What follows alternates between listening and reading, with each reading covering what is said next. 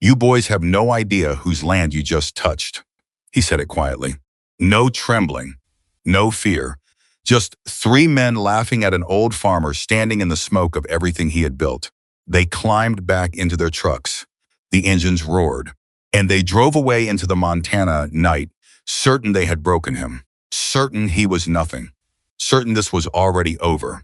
They had never been more wrong in their lives.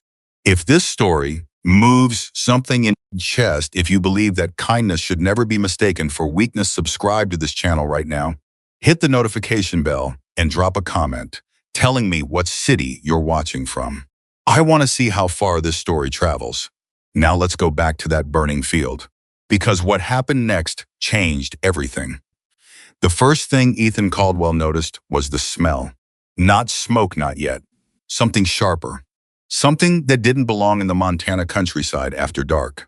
He was sitting on his porch the way he did most evenings after the work was done, his boots still carrying the day's dirt, a glass of water sweating against his palm.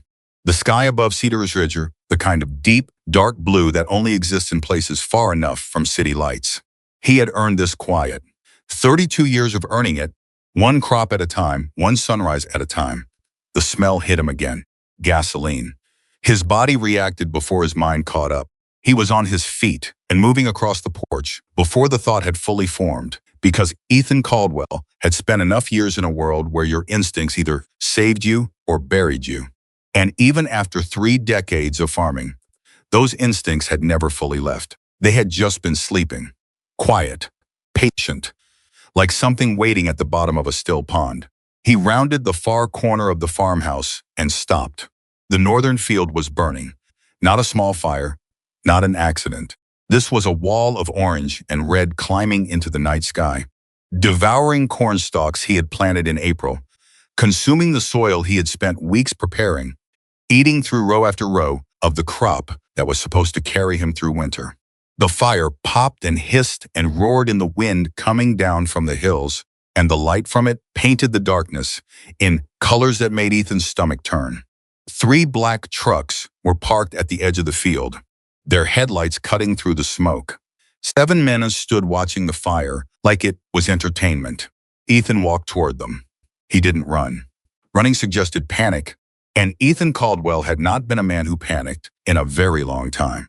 His boots hit the ground with the same steady rhythm they always did, and he crossed the distance between the farmhouse and those trucks with his hands open at his sides, his jaw set, his eyes moving across those 7 faces with a calm that came from somewhere deep and practiced. The men saw him coming. A few of them smirked. One of them, a wide-shouldered kid in his late 20s, with a jaw that looked like it had been hit before and would be hit again, stepped forward and folded his arms. "Ethan Caldwell," the man said. It wasn't a question. He already knew. "That's my field," Ethan said. "Was your field?" The man smiled. "Mr. Kane sends his regards." Ethan looked past him at the fire, at 40 years of work going to ash and smoke. He looked at the faces of the other men, young men, most of them hired muscle, who probably thought this was the easiest job they'd ever do. He looked at the trucks with their engines still running, already pointed toward the road, because these men had every intention of leaving the moment they finished their message. "That crop feeds people," Ethan said. His voice was even, measured. "Families in this county, people who don't have much. You understand what you just burned?" The wide-shouldered man laughed. The sound carried in the night air. "Old man, nobody cares about your crops. Mr. Kane is giving you a fair price for this land. You should have taken it. I built this farm with my wife." Ethan's voice didn't rise. "She's gone now. This land is all I have left of her. That's a real sad story." The man stepped closer. "You want to hear a sadder one? Next time, it won't be the field. Maybe it's the barn. Maybe it's the house. You're an old man living out here alone. Accidents happen." The other men watched. One of them shifted his weight, not from guilt, from boredom.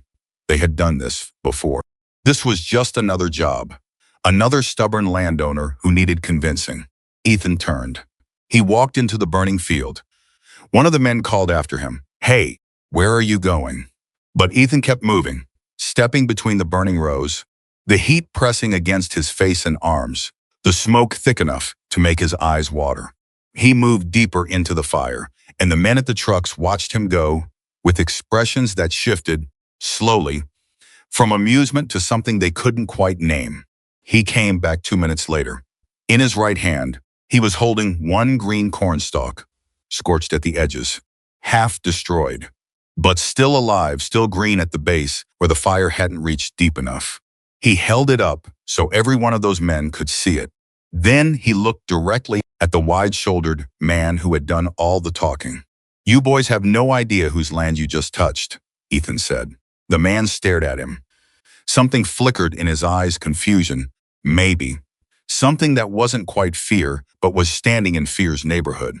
Then he covered it with a smirk and jerked his head toward the trucks. "Let's go." The trucks pulled away. The taillights disappeared around the bend in the road, and Ethan stood in the smoke of his burning field, holding a single green stalk, watching the fire finish what those men had started. He didn't move for a long time. He just stood there, breathing the smoke, feeling the heat against his face. His expression didn't break, but something in his eyes, some deep, quiet thing was changing. Like a door that had been locked for 35 years, was slowly turning on its hinges. Cedar Ridge, Montana, was the kind of town that knew everybody's business and protected it, or at least it used to be. Lately, things had changed.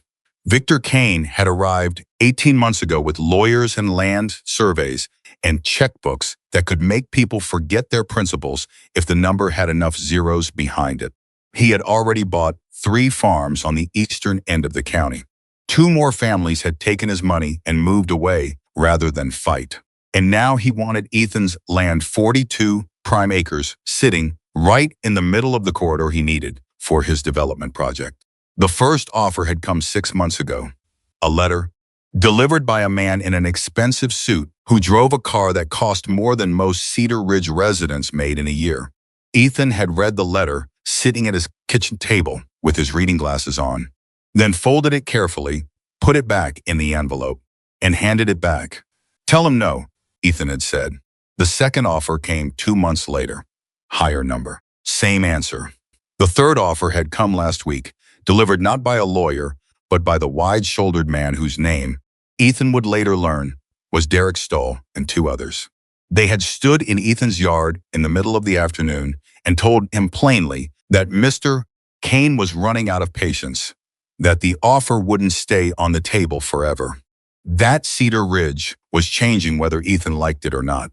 Ethan had looked at them from the porch and said, "I've been here since before you were born. I'll be here when you're gone." They had left, and now his field was ash. The morning after the fire, Ethan walked the burned rows alone. The smell hadn't cleared yet, that particular combination of burned organic matter and residual gasoline that stuck to everything and made the air feel wrong. He crouched down at intervals and pressed his fingers into the soil, testing it, reading it, the way a farmer reads the ground, the way other men read books. The fire had gone deep. The root systems on most of the northern field were destroyed. Replanting before winter wasn't possible. This wasn't just damage, this was the season. Gone. He went back to the house and sat at the kitchen table. His phone was in front of him. He had calls to make his supplier, his neighbor Gerald Haynes, who bought crop from him every season, the insurance company. Practical calls, necessary calls. He made them in order, each conversation the same. Steady voice, clear facts, no drama. When people asked if he was okay, he said yes. When people offered condolences, he thanked them. When Gerald Haynes, who was 70 years old and had farmed the land adjacent to Ethan's for 4 decades, said, "Ethan, you need to think about what you're doing. Kane isn't going to stop," Ethan said quietly. "I know, and nothing more." He did not call the police. Not yet. He went to the barn instead. The barn was the oldest structure on his property, predating even the farmhouse. Built by the original family who had owned this land before Ethan bought it from their estate in the early 90s. The front section of it was functional, tools, equipment, the tractor he had kept running through sheer stubbornness for the better part of 20 years. But the back section sectioned off by a heavy wooden partition, padlocked, dusty enough that the padlock itself was barely visible under layers of accumulated time Ethan had not opened in 35 years. He stood in front of the partition for a long moment. Then he took a key from the ring on his belt, a key he always carried but never used, and opened the padlock. The space behind the partition smelled like the past. Old leather, metal, the specific mustiness of things that had been sealed away in the dark for decades. A single bare bulb hung from the ceiling, and when Ethan pulled the chain, the light it threw was pale and unsteady. He looked at what was there. A wooden crate, a metal lockbox, and hanging from a single hook on the far wall, covered in a canvas drop cloth that had gone stiff with age, something he had put there the last day of his former life and promised himself he would never touch again. He crossed the room. He lifted the drop cloth. Underneath was a black leather vest. The leather had aged but held good leather, always does. The patches on it were faded but legible. His name on a rocker at the bottom. And across the back, in red and white lettering that 3 decades of storage had not erased, Hell's Angels. Ethan stood looking at it for a long time. He didn't touch it, he just looked. His expression was hard to read, not quite grief, not quite regret, something more complicated than either. More like a man looking at a chapter of his life that he had thought was finished, but was suddenly discovering had unfinished business of its own. He covered it again with the drop cloth. He walked back to the farmhouse. He made coffee, sat at the kitchen table, and stared at the wall for 45 minutes without moving. Laura Bennett had owned the Cedar Ridge Diner for 22 years, which meant she had seen most of the important things that happened in this town, either from behind the counter or through the front window. She was 58 years old and had the particular quality of attention that comes from 2 decades of listening to people while they eat the ability to hear what somebody isn't saying as clearly as what they are. She was at Ethan's door the morning after the fire, before he had finished his second cup of coffee. "I heard," she said when he opened the door. She was carrying a foil-covered dish that smelled like something with eggs and butter and the specific comfort of food made by someone who genuinely wanted you to feel better. "Are you all right? Come in," Ethan said. She put the food on the kitchen counter and turned to look at him. He looked the same as always, or almost. There was something different in his posture, she noticed, not tense, exactly, more like a stillness that had substance to it, like a man who had made a decision but wasn't ready to say it out loud yet. "The sheriff called me," Laura said. "He's putting together an investigation, but he says without direct evidence of who set the fire. Daniel Brooks is a good man," Ethan said. "He'll do what he can." "Ethan." She sat down across from him at the kitchen table. "Kane's lawyer is already saying it might have been an electrical fire. Something from your own equipment. They're going to try to pin it on you. Let them try. This isn't a small thing." Her voice was steady, but there was urgency underneath it. "Kane has the county commissioner in his pocket. He has 2 lawyers on retainer who have made cases like this disappear before. If he can get the insurance company to question the fire." "Laura," he looked at her. "I know what I'm up against." She studied his face. "Do you? Because you don't look like a man who just lost his season. You look like a man who's thinking about something else entirely." He said nothing. "What are you going to do?" she asked. He picked up his coffee cup. "Right now, I'm going to finish this coffee." He looked at her over the rim. "And then I'm going to figure out the rest." She wasn't satisfied with that answer, but she knew Ethan well enough to know when she had reached the limit of what he was going to share. She left an hour later, and as she walked back to her car, she glanced at the barn, the old barn, at the back of the property, and noticed that the heavy wooden door on the side, the one she had never once in 20 years seen standing open, was open. She almost walked back to ask him about it. Instead, she got in her car and drove away, and spent the rest of the morning turning the look on his face over and over in her mind, trying to identify what it reminded her of. It came to her around noon. It reminded her of a man who had just been given permission. Sheriff Daniel Brooks arrived at Ethan's property that afternoon with a deputy and a camera, and the expression of a man who wanted to do the right thing and wasn't entirely sure the system he worked inside would let him. He was 44 years old, broad through the shoulders, the kind of careful and methodical that made him a good investigator, even if it sometimes made him a frustrating one. He walked the burned field with Ethan, crouching where Ethan crouched, looking where Ethan pointed, taking photographs of the poor patterns in the soil where the gasoline had been laid before the fire was lit. This wasn't an accident, Brooks said. He said it quietly, as a fact, not a conclusion. No, Ethan agreed. The poor pattern is too deliberate. Whoever did this knew what they were doing. He stood up and looked at Ethan directly. You know who did this. I know who sent them, Ethan said. Victor Kane. Brooks wrote the name in his notebook, though his expression suggested it was a name he'd already been thinking about. Do you have any direct evidence? Anything that connects Kane's people to? Not yet. Ethan. Brooks lowered his notebook. I'm going to be honest with you. Kane has resources. He has lawyers. He is going to make this investigation extremely difficult. That doesn't mean I'm giving up. I'm not. But I need you to understand the timeline here might be longer than you want. How long? Could be weeks. Could be longer if his lawyers get involved in the evidence chain. Brooks held his gaze. What I need from you is patience. Don't do anything that gives him ammunition against you. Don't confront his people.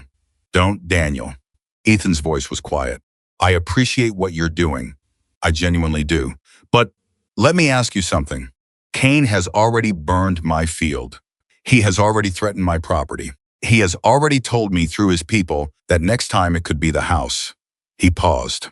How long do you expect me to wait? Brooks had no answer for that. They stood in the burned field looking at each other, and the wind came through, carrying the residual smell of gasoline and ash, and somewhere in the distance a crow called once and then went silent. I'm going to do my job, Brooks finally said. Good, Ethan said. So am I.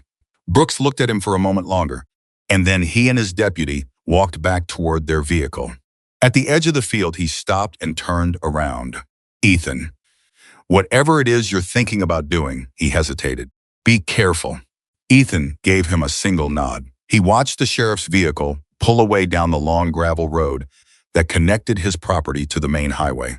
He watched until the dust had settled and the sound of the engine had faded.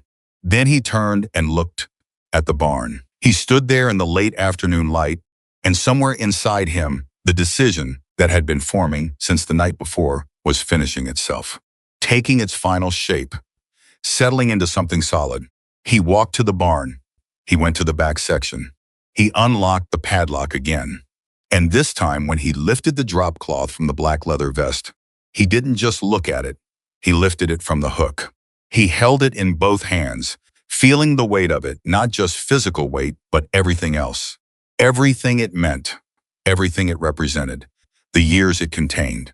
He turned it over and looked at the patches, the chapter designation, his own name on the rocker, the red and white letters across the back that had once meant something to people across half this country. He stood there, holding it for a long time. Then he set it carefully on the wooden crate and went to the metal lockbox. The combination was a date he had never forgotten, his wedding anniversary. He turned the dial slowly, and when the lockbox opened, inside was an old phone analog, pre-smartphone, the kind that still had buttons you could feel under your thumb, wrapped in a cloth to protect it. And beside it, a folded piece of paper. He unfolded the paper. On it, written in his own handwriting from 35 years ago, were a series of phone numbers. No names beside them, just numbers. The names were the kind you carried in your memory, not on paper. He looked at the numbers for a long time. He folded the paper again. He didn't make any calls that night. Instead, he cooked himself dinner, something simple. Eggs and toast, the kind of meal that requires enough attention to occupy your hands without occupying your mind. And he ate it at the kitchen table while the Montana dusk turned the windows orange and then gray and then dark. He thought about Margaret, his wife. He thought about the look on her face the day he had come home and told her he was done with the road, done with the brotherhood, done with all of it. She had cried, but not from grief. She had cried because she had been afraid to believe it was real. She had spent years watching him live two lives and had loved him through both of them, but had never quite stopped being afraid. He had held her hands and promised. He had meant it. He still meant it. But Margaret was gone now 8 years this November, and the farm they had built together was under attack from a man who didn't understand what he was destroying. Not just crops, not just soil, everything she had planted herself with her own hands in this earth.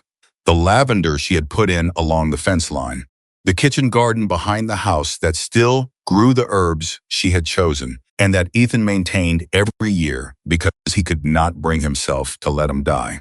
He went to bed. He lay in the dark for 2 hours, and then he got up, went to the kitchen, picked up the phone, and dialed the first number on the list. It rang 7 times. No answer. He dialed the second. Disconnected. The third was a number he half expected not to work. It was too old. Too much time had passed. But it once, twice, 3 times. He was about to hang up when the line connected. Silence on the other end. Then a voice rough as old gravel. Careful. The voice of a man who did not answer unknown numbers casually. Who is this? Ethan closed his eyes. He would have known that voice in a hurricane. Bear, he said. It's Ethan Caldwell. The silence on the other end of the line was absolute. 3 seconds. 5. The kind of silence that has weight to it. That is full of things being processed, reassembled, recognized. Then Marcus Bear Donovan said very quietly, Ethan. Not a question, an acknowledgement, a door opening. I need to talk to you, Ethan said. Talk, Bear said. And Ethan Caldwell, 72 years old, standing in his kitchen at midnight, with the burned ruins of his north field just outside his window, told his oldest brother exactly what had happened to his land. He spoke for a long time, and he spoke plainly, without drama, without asking for anything. Just the facts, just the truth, just the situation as it stood. When he finished, there was a long silence. Then Bear asked the one question Ethan had known was coming. Who did this to you? And somewhere in Ethan's chest, something that had been wound tight for 35 years began, very slowly to release. He said the name, and the story entered its next chapter. The name Ethan said into the phone that night was 2 words, Victor Kane. And the silence that followed on Bear's end was not the silence of a man who didn't know what to do next. It was the silence of a man who was already doing it, already turning things over, already calculating, already seeing the shape of what was coming. Give me 48 hours, Bear said. I'm not asking you to do anything, Ethan said quickly. I just needed someone to know. Ethan. Bear's voice dropped lower. You called me. That means something. You know what it means. Ethan didn't argue. He said goodnight and set the phone down on the kitchen table and stood there for a moment looking at nothing in particular. Then he went back to bed. This time he slept.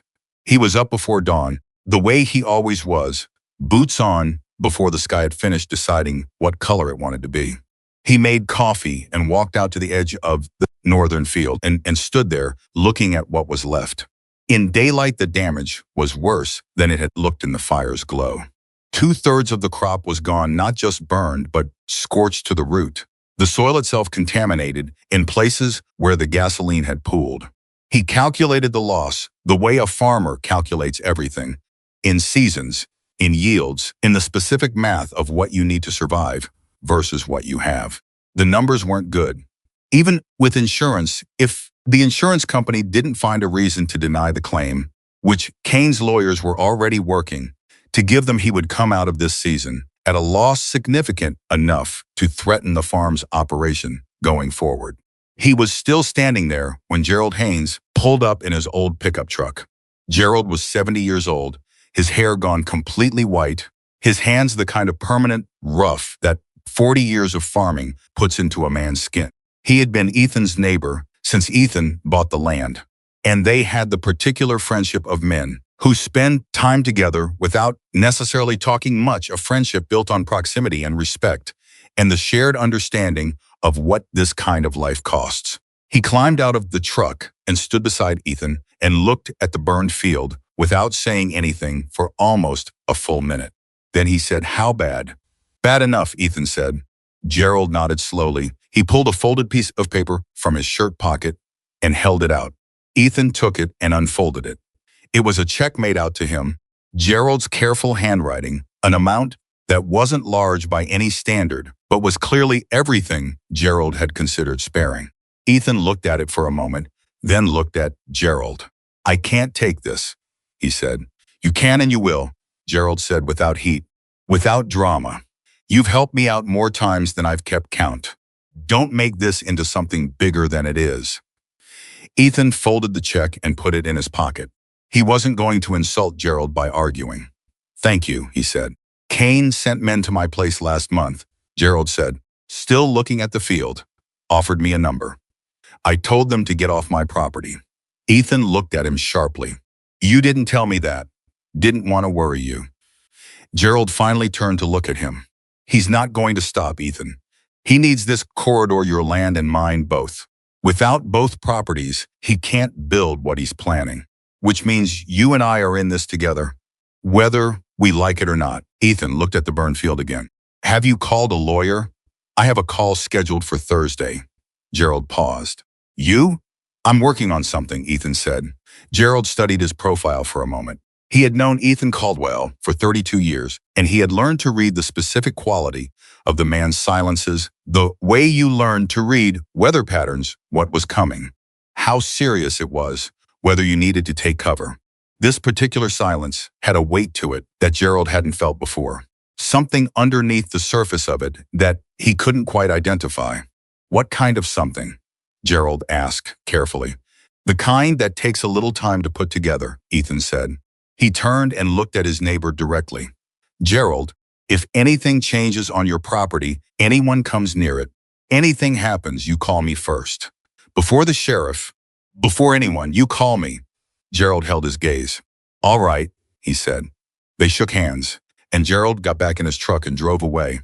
And Ethan's watched go with the particular feeling of a man who is watching the edges of a situation close in around the people he cares about and understanding, fully and without comfort, that the time for being patient has a limit. He went back to the barn. He went to the back section. He stood in front of the vest and looked at it for a long time. Then he picked up the phone again. The second number he tried that morning connected on the third ring. A woman's voice, cautious. "Who are you looking for?" "Tell Jimmy Rourke that Ethan Caldwell called," he said. "Tell him I said the word we used when something couldn't wait." A pause. "Hold on." He held. A minute passed.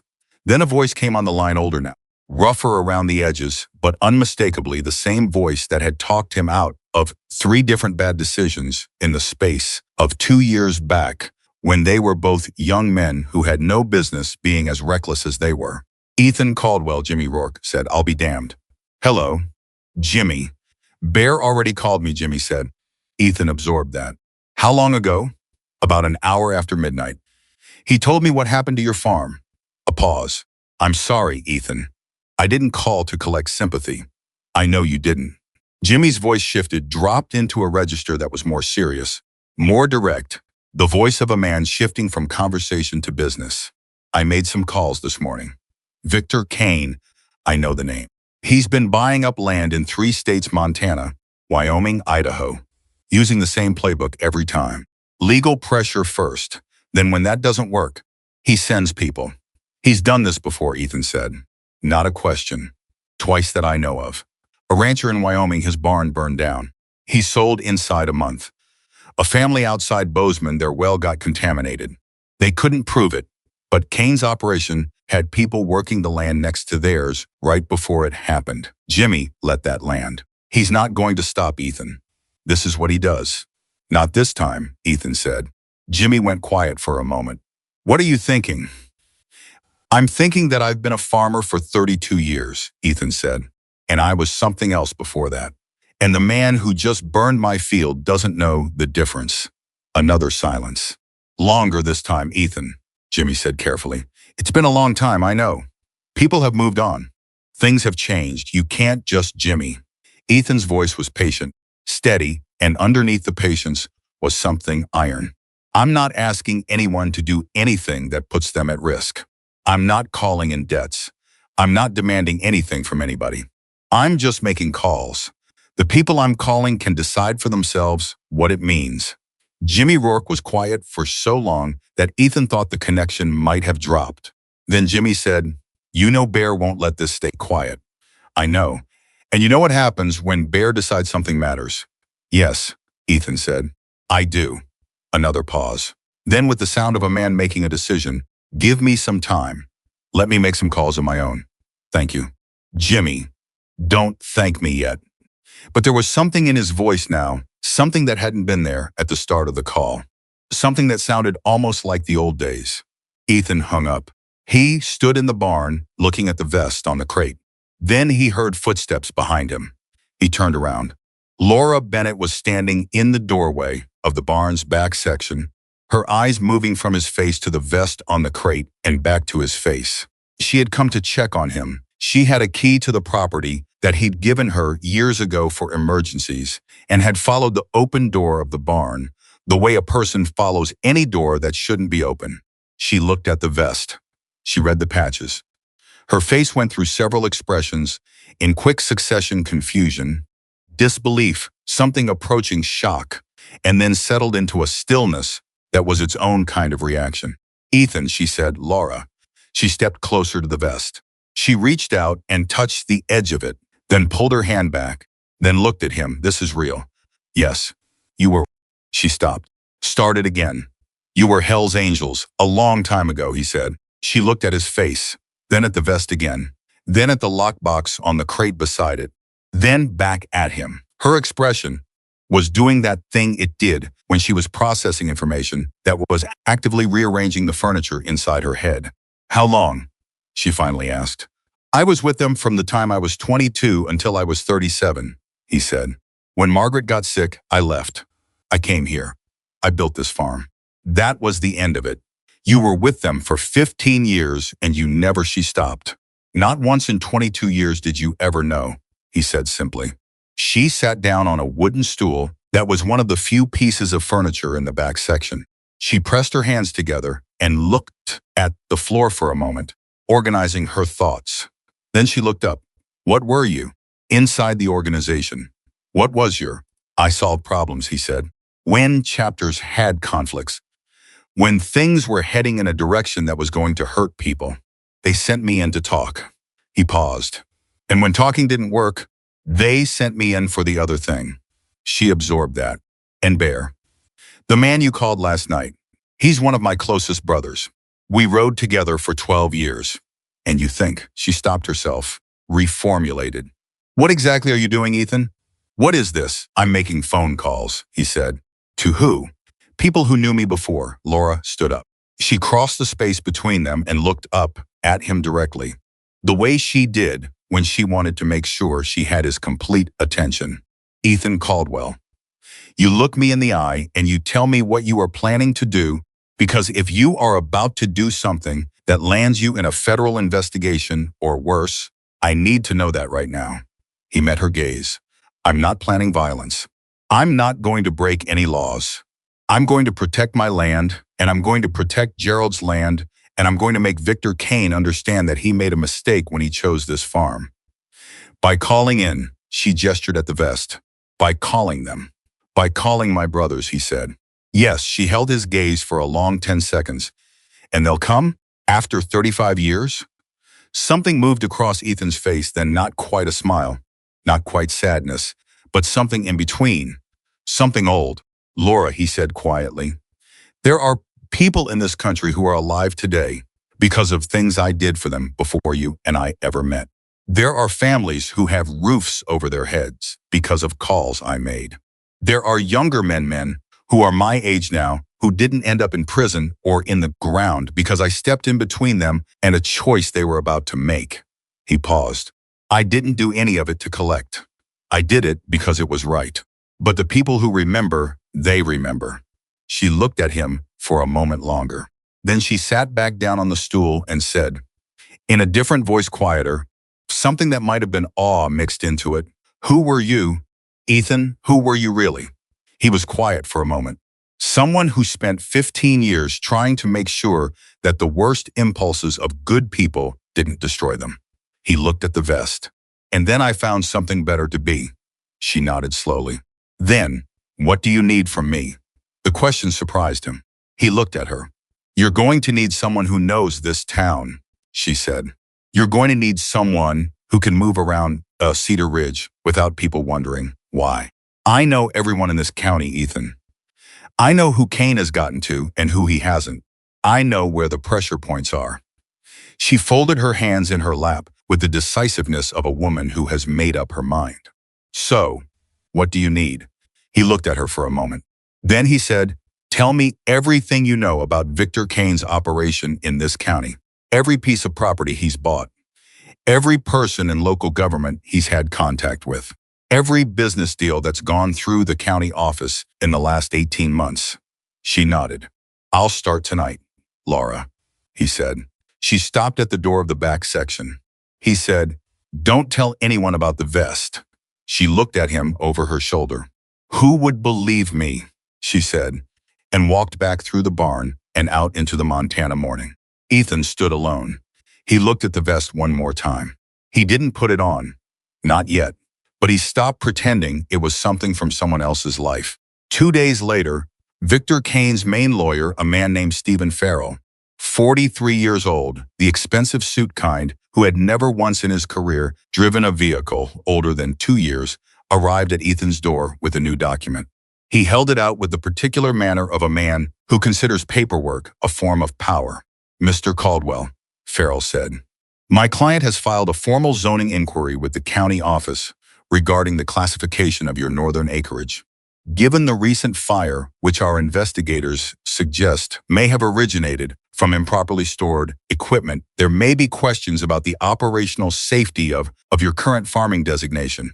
My client would like to give you an opportunity to resolve this before it becomes a formal proceeding." Ethan looked at the document. He didn't take it. "Your investigators," he said. "That's correct. The same fire that your client's people set." Farrell's expression didn't change. That particular stillness was a professional skill. "My client has no connection to any fire on your property, Mr. Caldwell. Any suggestion to the contrary?" "You came to my door," Ethan said.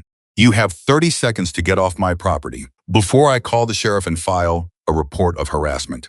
Farrell studied him for a moment with the flat calculation of a man who has had this conversation many times before and knows all the ways it can go. Then he set the document on the porch railing. "My client's offer remains open for 72 hours, he said. "After that, the zoning inquiry moves to the next phase, which will likely result in a temporary freeze on farm operations while the investigation is conducted. That could take 6 to 8 months. He let that land. A farm that can't operate for 6 to 8 months has a harder time finding buyers. My client understands this and is still willing to offer you a fair price." He walked back to his car.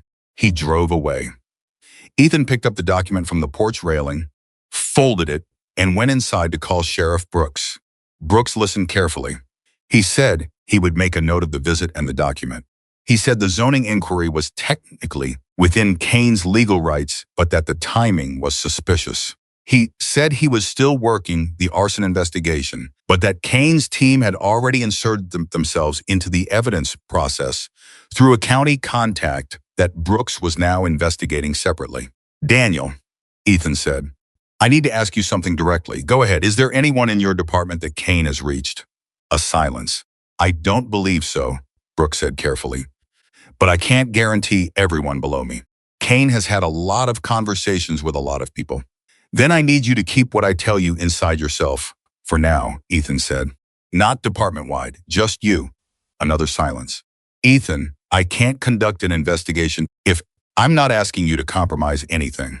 I'm asking you to trust me for a week, maybe 2, the longest silence yet." "Then what are you doing?" "Protecting my land," Ethan said. "Legally. I promise you that." Brooks made a sound that was not quite a laugh and not quite a sigh. "All right," he said. 1 week. "But Ethan, if something happens that I need to know about."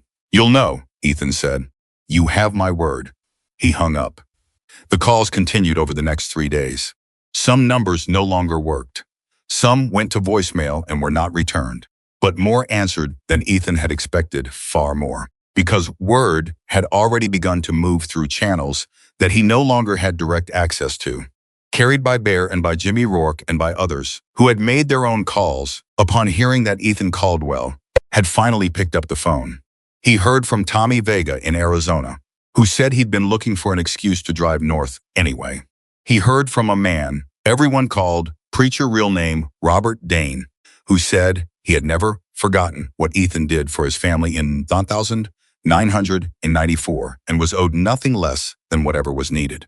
He heard from a woman named Sandra Kowalski, whose husband had been saved from a decision that would have ended his life or someone else's by Ethan's direct intervention, and who told him that her husband was already in touch with Bear and would be there. He stopped counting after 14. Laura arrived at the farmhouse on the third night with a notebook and sat across from him at the kitchen table. She had done what he asked, moved through Cedar Ridge with her 22 years of relationships and her diner counter, and her genuine warmth for people, and gathered what she gathered. She opened the notebook. Kane has the county commissioner, that's confirmed. Commissioner Walsh has approved 3 of Kane's land acquisition filings. In the last year, all of them bypassed the standard review period. His assistant told me in confidence that Walsh got a very generous speaking engagement fee from a Kane-affiliated foundation 6 months ago. Ethan nodded, making notes of his own. The county zoning office has at least one person he's reached, Laura continued. A clerk named Morrison, who has been processing Kane's applications faster than anything else on the docket. I couldn't get anything concrete, but the pattern is clear when you look at it from the outside. What about local press? The Cedar Ridge Gazette is basically one reporter and a part-time photographer. But there's a journalist, younger woman, works for a regional paper out of Missoula, who has been asking questions about Kane's land acquisitions for about 4 months. Her name is Carla Ruiz. I got her contact information through the Gazette photographer. Who knows her? Laura looked up from the notebook. She's been looking for a source who will talk on record. She hasn't found one yet because everyone is afraid. Are they still afraid? Ethan said. Laura looked at him steadily. That depends on what happens next. He nodded.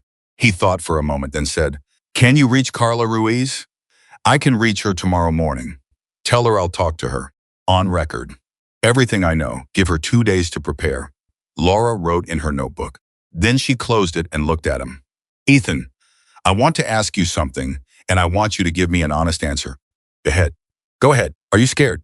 He thought about it. Really thought about it, not the reflexive answer that pride would have given him. I'm concerned, he said finally.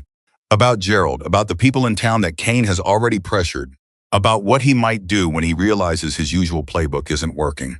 He paused. But scared of Kane himself? No. I've known men a lot more dangerous than Victor Kane. Laura looked at him with the particular expression of someone receiving information that is both reassuring and slightly alarming. Because of who you used to be.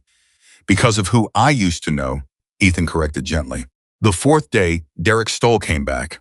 Not with trucks this time. Alone. He parked at the end of the gravel road, walked up to the farmhouse, and knocked. Ethan answered the door. Stoll was different this time. Quieter. The bravado from the night of the fire was still in him, but it had a hairline crack in it now, something careful underneath. Mr. Caldwell, he said. I just want to talk. Ethan looked at him.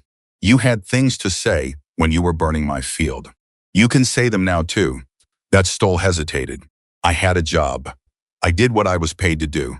I'm not here representing Kane. Then who are you representing? Myself. He held Ethan's gaze. Something in the young man's eyes was working, processing something. I heard things about you, about people you know. I don't know how much of it is true. Ethan said nothing. I want to know, Stoll said carefully, if there's a way out of this that doesn't. He stopped. Seemed to be searching for the right word. That doesn't go somewhere nobody comes back from. Ethan studied him for a long moment. Stoll was 29 years old, maybe 30. He had the look of a man who had been hired muscle long enough that it had become his identity, but not so long that his conscience was entirely silent.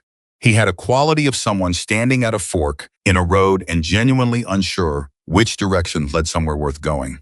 Come in, Ethan said. Stoll sat at the kitchen table. Ethan put coffee in front of him. They sat across from each other in the particular way of two men who are not quite enemies and not quite allies, figuring out what the distance between them actually is. "What did you hear?" Ethan said.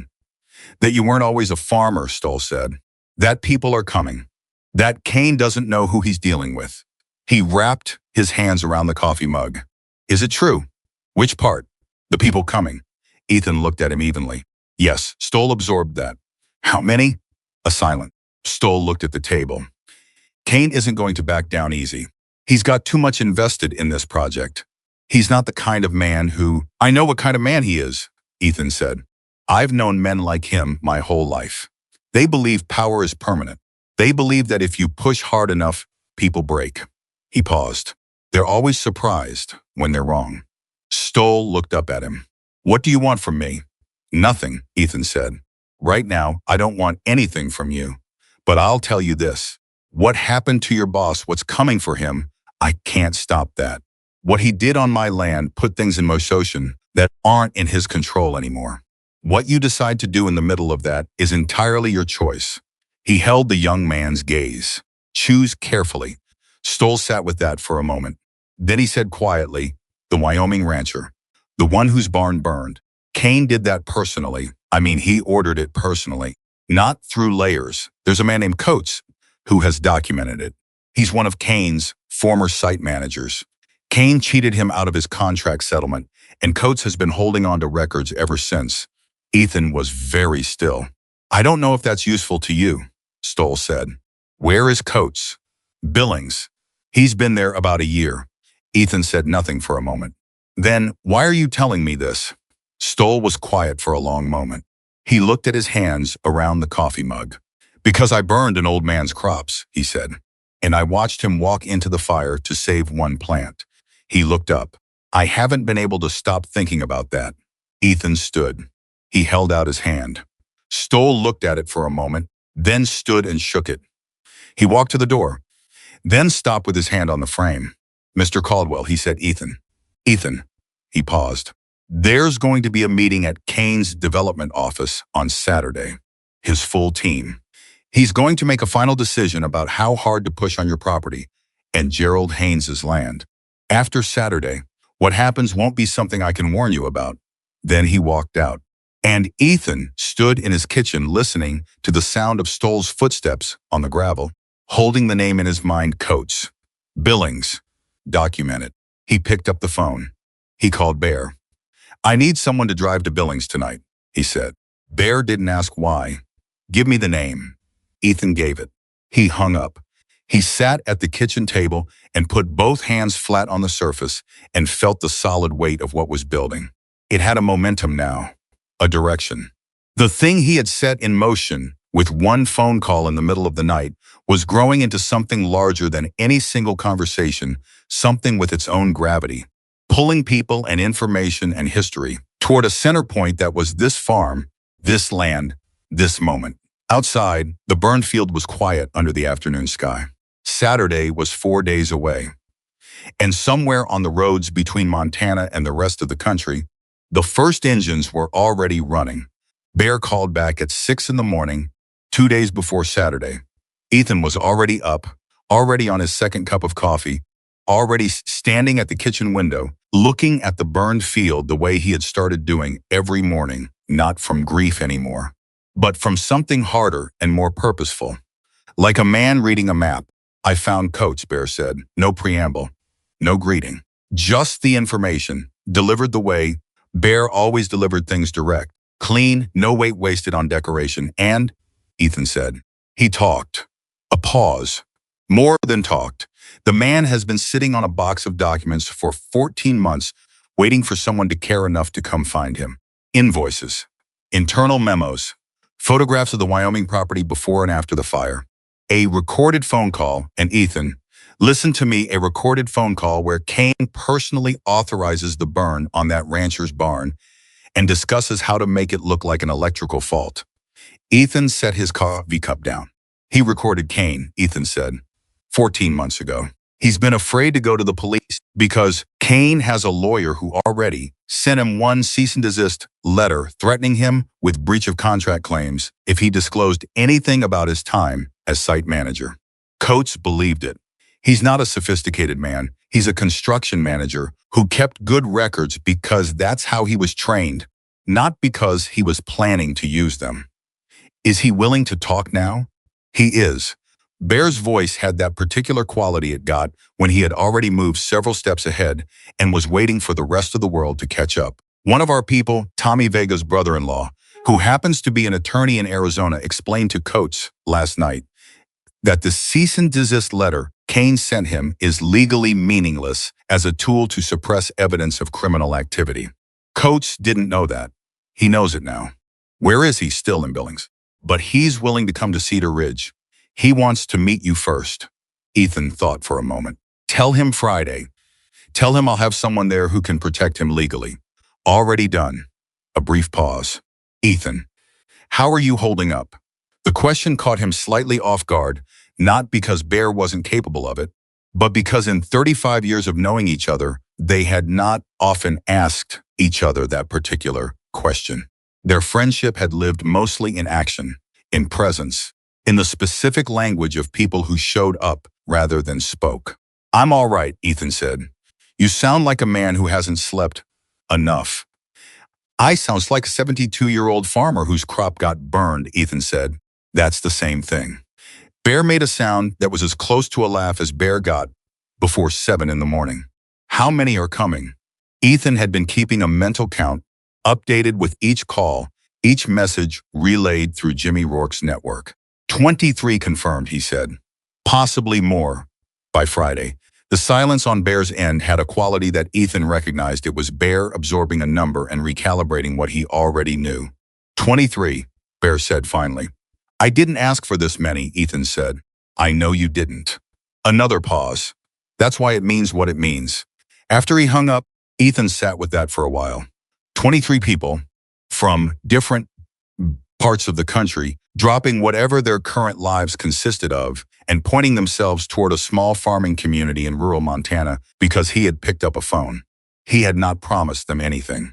He had not offered payment. He had not even, in most cases, directly asked. He had simply told the truth about what had happened. Bear and Jimmy had done the rest, and people had responded the way people respond. When something strikes them in the place where their sense of justice lives. He thought about Margaret. She had known about the vest. She had known about all of it, not every detail, but the shape of it, the weight of it, what it had meant to him, and what it had cost him to leave. She had never asked him to explain or justify the years before her. She had loved the man who came to her, not the man he had been getting there. But there was one thing she had said to him once, in a conversation he hadn't thought about in years and was thinking about now. They had been sitting on the porch, this same view of the northern field, which had been green and full that particular evening. And she had looked at him and said, out of what seemed like nowhere, the people you helped. They remember, don't they? He had said yes. She had nodded slowly, like she was filing something away. Good, she had said. And then she had gone back to whatever she was reading, and the conversation had ended, and he had never been entirely sure what she meant by it. He thought he understood now. Thursday arrived with the same quiet that Montana mornings always had, the specific stillness of wide-open country, before the day got its voice, and with it came Laura, who had reached Carla Ruiz the day before and arranged a meeting at the diner for 9 in the morning. Ethan drove in from the farm in his truck, parked on the main street of Cedar Ridge, and walked into the diner the way he had walked into it 1,000 times. Carla Ruiz was already there, sitting in the back booth with a notebook and a recorder on the table in front of her, and the look of a journalist who had been working a story for 4 months and was about to get her first real break in it. She was 31 years old, with sharp eyes behind wire-framed glasses and the kind of careful stillness that meant she had trained herself to listen before she spoke. She stood when Ethan came in and shook his hand with a firmness that told him she was not easily intimidated. Mr. Caldwell, she said. Ethan, he said, and sat down across from her. Laura brought coffee without being asked, and then went back behind the counter and positioned herself there with the particular efficiency of a woman who was giving them privacy while remaining close enough to intervene if necessary. I've been looking at Victor Kane's land acquisition record for 4 months, Carla said. She had opened her notebook but wasn't writing, yet just establishing the ground. 3 states, 11 properties, 8 of them acquired after some form of pressure, 2 fires, 1 contaminated water supply, 3 owners who told me off the record they received threats, and 2 who just took his money and don't want to talk. She looked at Ethan. Your farm is the first time someone who's been targeted has agreed to speak on record. Why do you think that is? Ethan said. She considered. Because everyone else was afraid of what would happen next. Or they had already sold and didn't want the trouble. She paused. What made you different? I don't have anything to be afraid of losing, Ethan said. Then more precisely, no. That's not right. I have everything to lose. I just stopped believing that being afraid of losing it was a good enough reason to let someone take it. Carla wrote that down without looking at her notebook. Her eyes stayed on him. Tell me about the fire, he told her. All of it. The smell of gasoline, the 3 trucks, Derek Stoll and the other men, what they said and how they said it, the single surviving corn stalk he pulled from the burned soil. He told her about Stephen Farrell's visit with the zoning document. He told her about Gerald Haynes and Kane's approach to his property.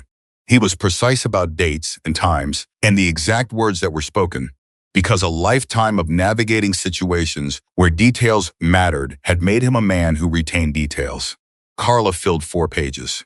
Then she asked carefully, is there any documentation of the threats? Any recorded conversation? Any written communication? There will be, Ethan said. By Friday, you'll have access to something that connects Kane directly to arson on another property in Wyoming. The source is a former site manager who has physical documents and a recorded phone call. Carla went very still. A recorded call, she repeated, of Kane personally authorizing the burn. She stared at him. Mr. Caldwell, Ethan, do you understand what that is? If that recording is authentic, the source has been in contact with an attorney. Everything has been verified. She sat back in the booth, and for just a moment, she was not a professional journalist, but simply a person who has just been handed something she has been working toward for a long time and needs a second to understand the weight of it. Then the professional reassembled itself, and she leaned forward again. I need to speak with the source directly. I need to independently verify Friday, Ethan said. Come to my farm at 2 in the afternoon. Bring everything you need. She closed her notebook. One more question, she said. Go ahead. Why now? Why are you doing this now? You've been on this land for 32 years. Kane has been pressuring you for 6 months. What made you decide? He burned my field, Ethan said simply. She studied him. That's it? That's everything, he said. I spent 32 years building something worth protecting. He burned it. He held her gaze. A man who burns what other people build has no business in a world where good people live. I decided I was going to be the person who said that out loud. She nodded slowly. Then she said almost to herself, You're not afraid of him at all. No, Ethan said. She gathered her notebook and recorder. Friday at 2, she said. I'll have coffee ready, he said. She left. Laura came over and sat in the booth where Carla had been and looked at Ethan across the table with the expression of a woman who has been present for something significant and is still calibrating its size. She's good, Laura said. She's going to do this right. I know, Ethan said. What happens after the article? That depends on Kane, Ethan said. But I have a feeling he's going to make it easier for us before he makes it harder. He was right. He just didn't know how quickly. Kane's response came the same afternoon, not through Farrell this time, but through Commissioner Walsh himself, who called Cedar Ridge's most prominent local businessman, who called Gerald Haynes, who called Ethan at 4 o'clock with the sound of a man who had just received something unsettling. Walsh called Tom Briggs at the hardware store, Gerald said, told him that anyone in Cedar Ridge who supports your position is going to find their next permit application taking a very long time to process. Tom told me himself. Ethan said nothing for a moment. Is Tom afraid? Tom is furious. Gerald said. He's been trying to get a permit for his storage expansion for 8 months. He knows exactly why it's been sitting on Walsh's desk. A pause. Ethan, Kane is starting to squeeze the whole town. This isn't just about your farm anymore. I know, Ethan said. What do we do? Nothing yet. Wait until Saturday. That's 2 days away. I know, Gerald. A silence. Then Gerald said in a quieter voice, there are rumors around town. People are saying I don't know how. Word travels, people are saying that you have people coming. That Cedar Ridge is going to look very different on Saturday morning than it did on Friday night. Ethan said nothing. Is it true? Gerald asked. Tell Tom Briggs, Ethan said carefully, that his permit situation is going to change soon. And tell everyone who calls you that they should be at the farm on Saturday evening. He hung up. He went to the barn. He stood in front of the vest. He picked it up.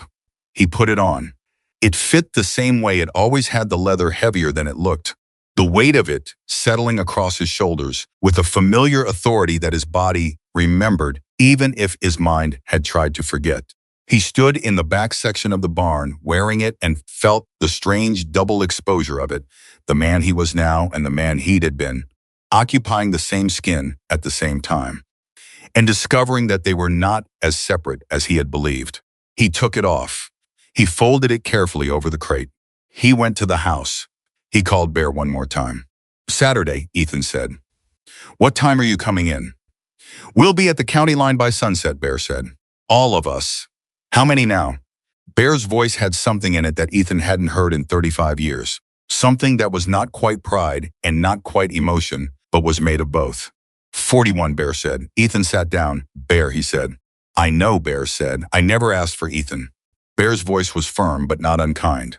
Shut up and listen to me for a minute. You left. I know why you left, and I have never once, not one single time in 35 years, held it against you. You found Margaret, and you built something, and you were right to do it. But while you were doing that, while you were up in Montana growing corn and being a farmer, the people whose lives you changed before you left, we didn't forget. Not one of us. He paused. Tommy Vega. You sat with his father for 3 nights when his father was dying because Tommy was locked up and couldn't be there. Preacher. You went to bat for Preacher in front of people who had decided he was finished, and you were the only one who did. Sandra Kowalski's husband, what you did for him. Ethan, he told her. She told me. Another pause. Every person coming on Saturday has a reason that's theirs. That's not a debt. That's not obligation. That's love, brother. That's the only word for it.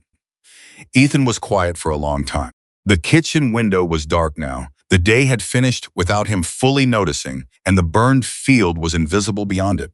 Just darkness and the faint suggestion of where things had been. Saturday at sunset, he said, finally. Saturday at sunset, Bear confirmed. Friday morning, Richard Coates arrived. He was 55 years old and had the look of a man who had been carrying something heavy for a year and had recently, tentatively, put it down, not fully, not yet, but enough to straighten up a little. He drove a pickup truck with Wyoming plates and shook Ethan's hand with both of his and said, Mr. Caldwell, I should have done this sooner. You're here now, Ethan said. That's what matters. He sat Coates at the kitchen table. Laura was there. Tommy Vega's brother-in-law, a compact, precise man named David Reyes, who had driven up from Arizona and was staying at a motel in the next town, was there with a legal pad and a recording device of his own. And at 2 o'clock, Carla Ruiz arrived with her notebook. What happened in Ethan's kitchen over the next 3 hours was the kind of conversation that exists at the intersection of justice and fear being overcome, carefully, methodically, one document at a time. Coates laid out 14 months of records on Ethan's kitchen table. Invoices bearing Kane's company letterhead for services rendered on the Wyoming property on the exact date of the fire. A memo from Kane to his operations director discussing the need to accelerate the timeline on the Wyoming acquisition. Photographs. And then the recording played through Coates' phone. Kane's voice unmistakable, giving instructions with the calm authority of a man who had given instructions like these before and expected them to be followed without question.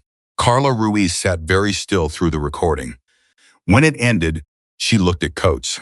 Would you be willing to give me a recorded interview? On the record, your full name? Coates looked at David Reyes. Reyes nodded. You're protected.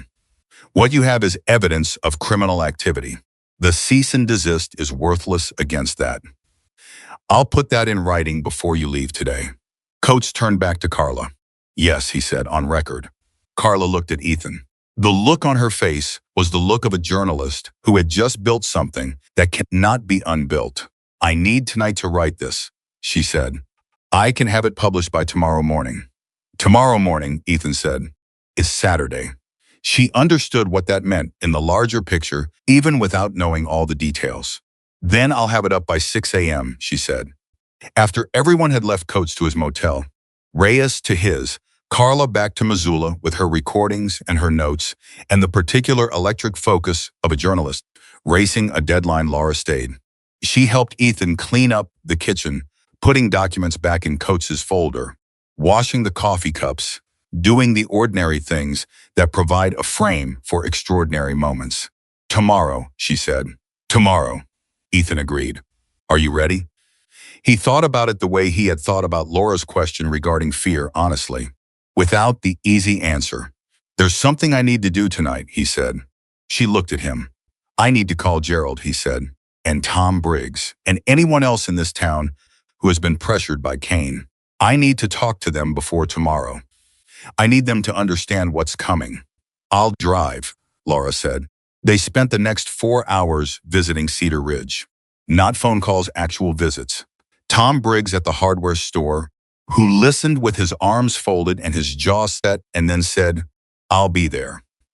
Anita Flores at the feed supply, whose lease Kane was trying to complicate through a technicality. The Hendersons, who had farmed 60 acres on the county's western edge and had received the same lawyer visit as Ethan.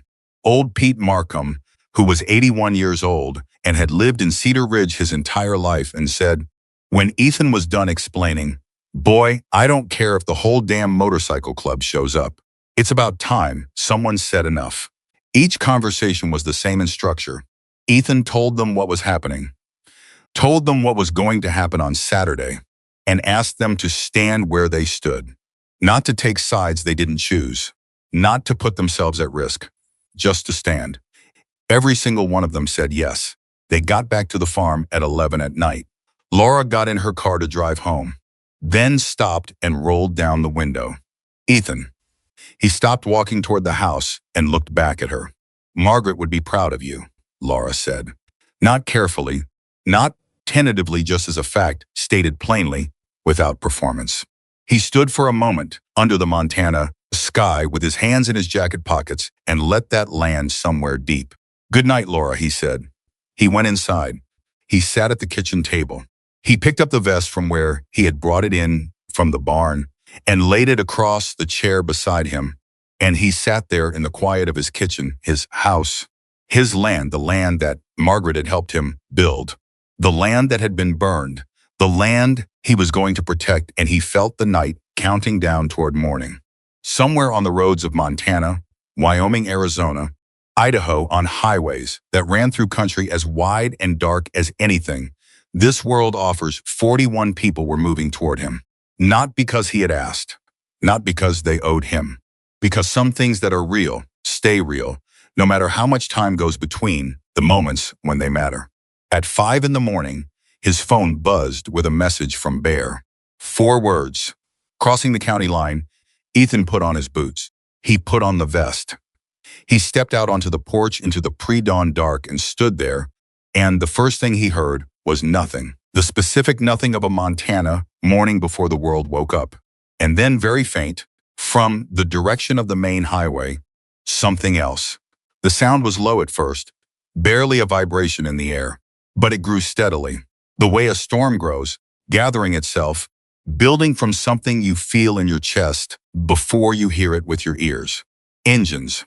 41 engines moving through the dark toward his land. Ethan Caldwell stood on his porch, wearing the black leather vest with the red and white letters across the back, and he listened to that sound growing, and he felt something in him settle into a place it hadn't occupied in 35 years. Not the hunger for conflict that he had carried as a younger man. something quieter and more certain. The particular piece of a person who has lived long enough to understand what they are willing to stand for and has finally, after too long, been given the moment to stand for it. The headlights came around the bend in the road. 1 became 10. 10 became 20. 20 became 41, a river of light and sound pouring down his gravel road, filling his property with the collective presence of people who had crossed distances, left their lives temporarily behind, and arrived at the one place where they were needed. Bear was in front. He was exactly as Ethan had expected him to be, bigger than memory. Wearing his own vest, his gray-streaked beard, and his road-worn face, and his eyes that hadn't changed at all. He cut his engine and climbed off his bike and walked across the distance between them and stopped.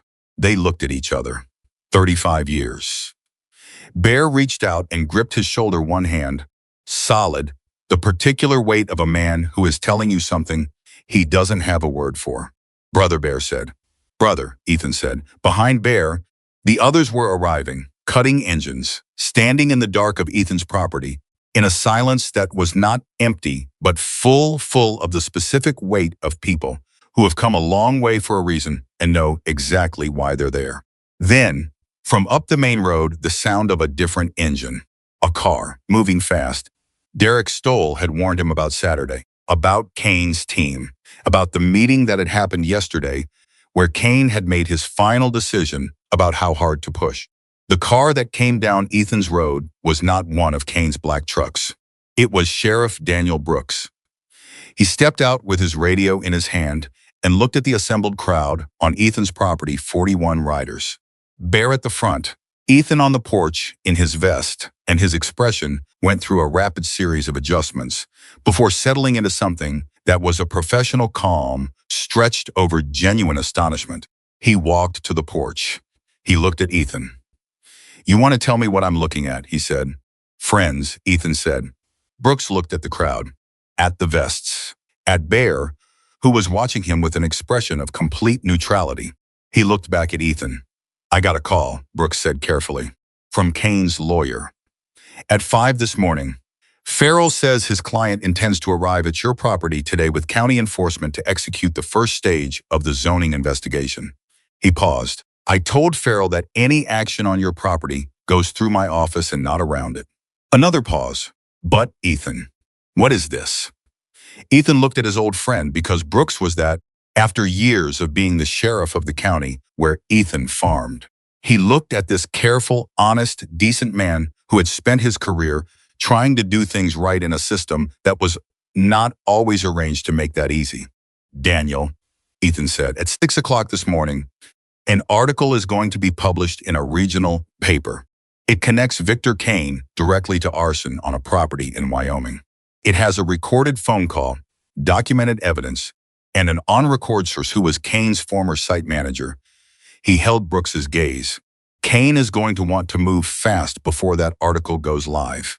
That's why Farrell called you at 5 in the morning. He knows what's coming, and he's trying to get on your property before the story breaks. Brooks stared at him. The weight of what he was hearing was visible on his face, not disbelief, but the specific expression of a man whose suspicions have just been confirmed in a way that is both vindicating and alarming. You have the recording, Brooks said. The journalist has it. I can get her on the phone in the next hour. Brooks looked at the crowd again, at Bear, at the 41 people standing in the pre-dawn quiet of Ethan Caldwell's farm. They're not going to do anything illegal, Ethan said. I give you my word. They're here because this is my property, and I have the right to have people on it. Every one of them is going to stand right here and not take one step they don't have a legal right to take. Brooks looked at him for a long moment. Something moved across his face, something that was not a decision being made, but a decision that had already been made being confirmed. All right, he said. Then he turned to face the road. Because down the highway, in the early morning light that was just beginning to separate the sky from the hills, headlights were visible. 3 black trucks, moving toward the farm. The 3 black trucks stopped at the end of the gravel road. Not because they were cautious, because they had to. because between them and Ethan's front porch stood 41 people in leather vests, and Sheriff Daniel Brooks standing with his radio in his hand, and a 72-year-old farmer who had not moved 1 inch from where he was planted. The trucks idled for almost a full minute. Ethan could see them. Through the early morning light, could see the shapes of heads behind windshields, people inside those vehicles recalculating, something they had been certain about 10 minutes ago. He knew that feeling. He had watched it happen to men in rooms and on roads for 15 years of his former life. The moment when confidence meets something it didn't account for and has to decide whether to push through or find a different door. Stephen Farrell got out of the lead truck. He was alone. The men in the other trucks stayed where they were, which told Ethan everything he needed to know about what Farrell's read on the situation was. Farrell was not a stupid man. He was a lawyer, and lawyers survive by understanding odds, and the odds in front of him had shifted considerably since yesterday. He walked toward the porch. He stopped when he was close enough that Brooks was clearly between him and Ethan. "Sheriff Brooks," Farrell said. His voice was professional, controlled, but there was something working underneath it. "My client has a legal right to be present when county enforcement executes the zoning inquiry on this property." "Where's your county enforcement?" Brooks said. Farrell glanced toward the trucks. "They're coming separately." "Then come back when they're here," Brooks said.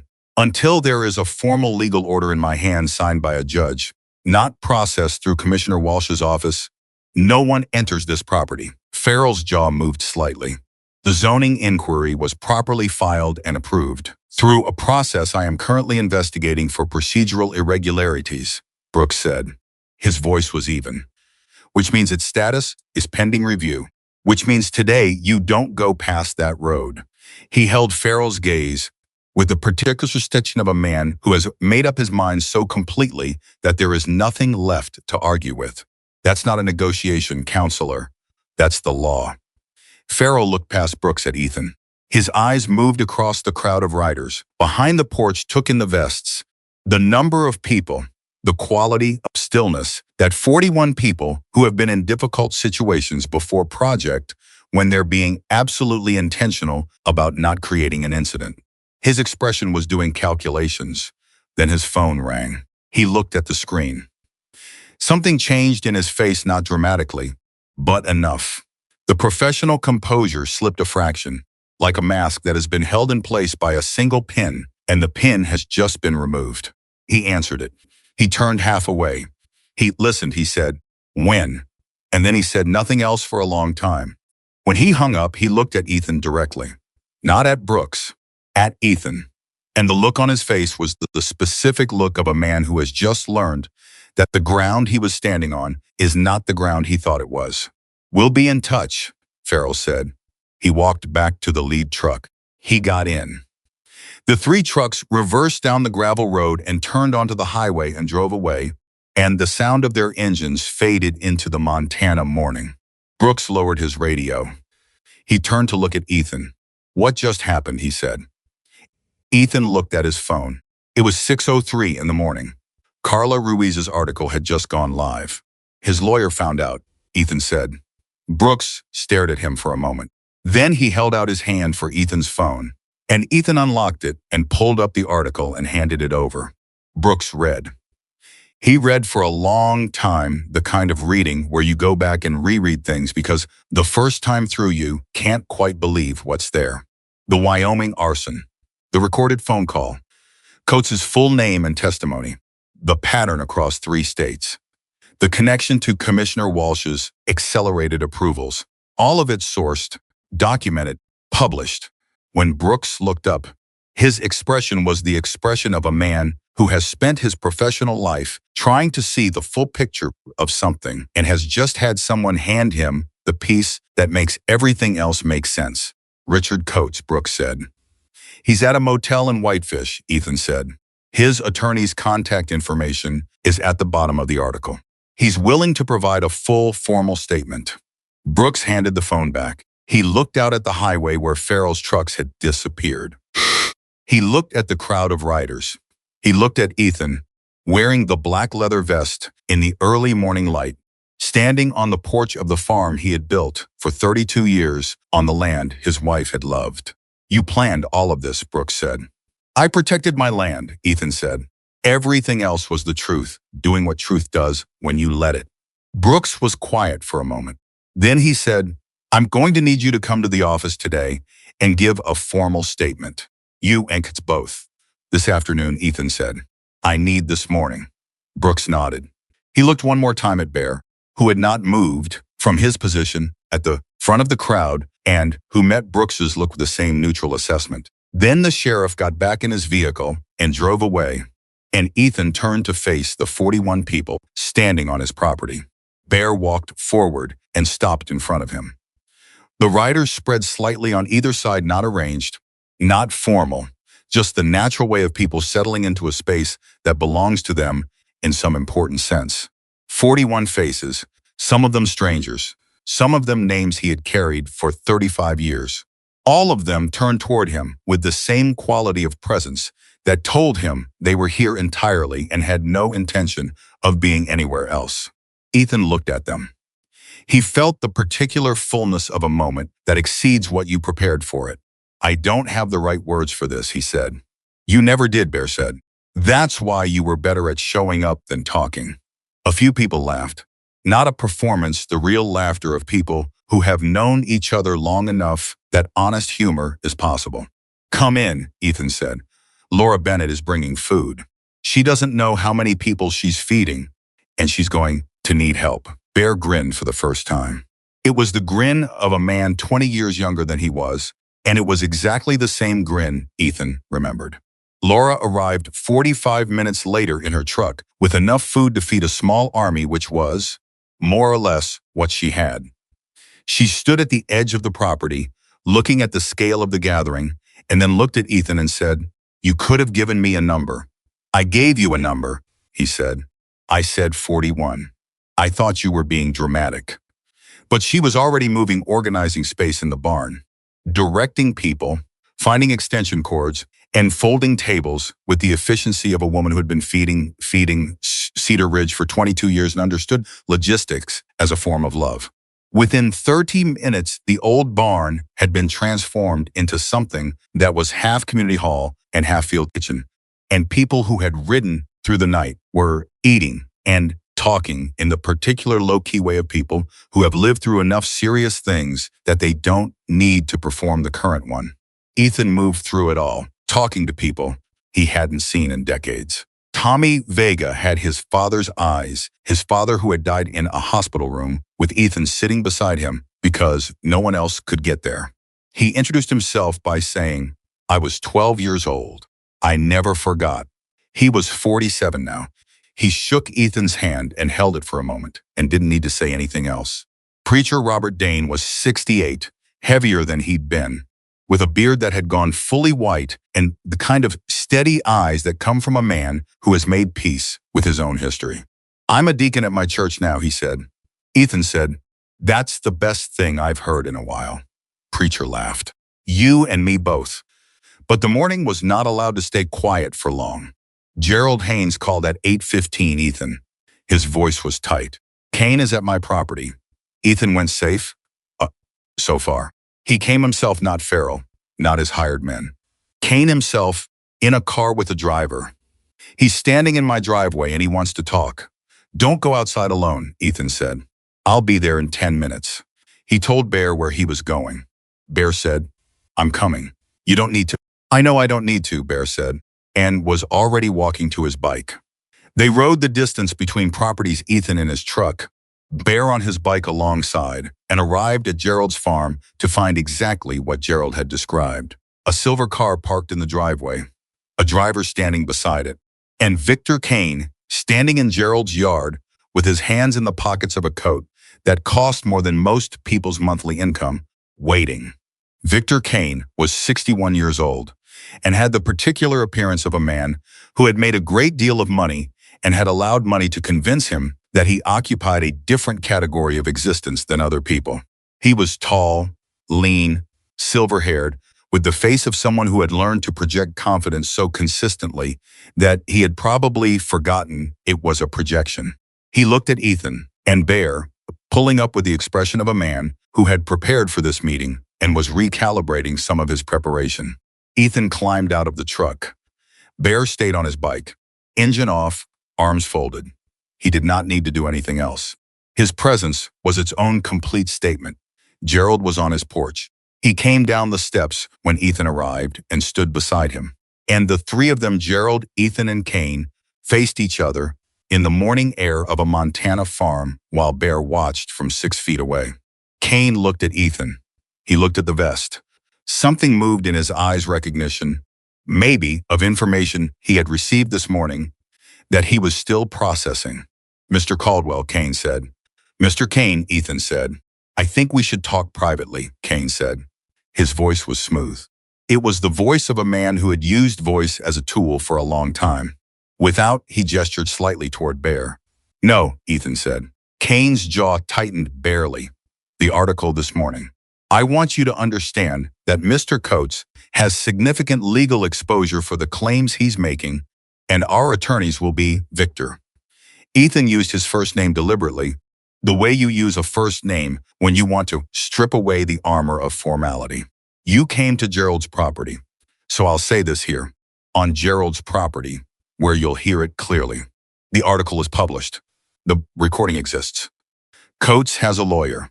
What happens next in terms of criminal investigation is not in your control or mine. That's the sheriff's business now.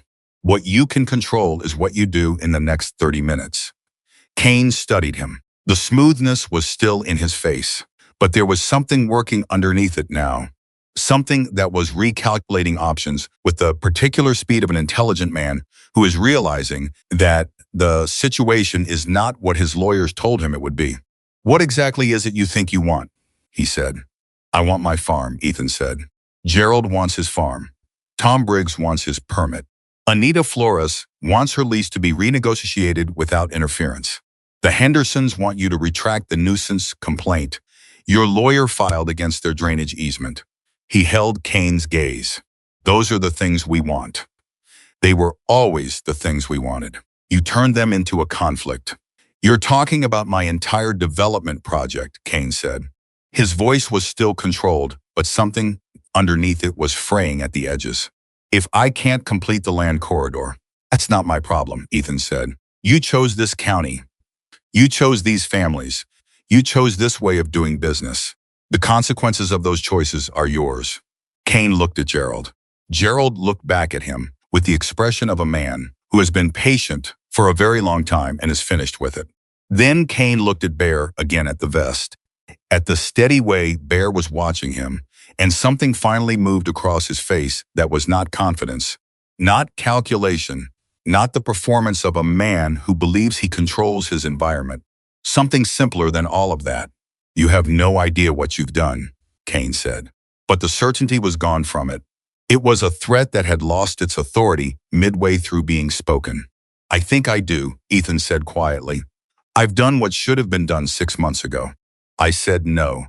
And then I made sure no meant something." Kane stood there for another moment. The driver by the car was watching.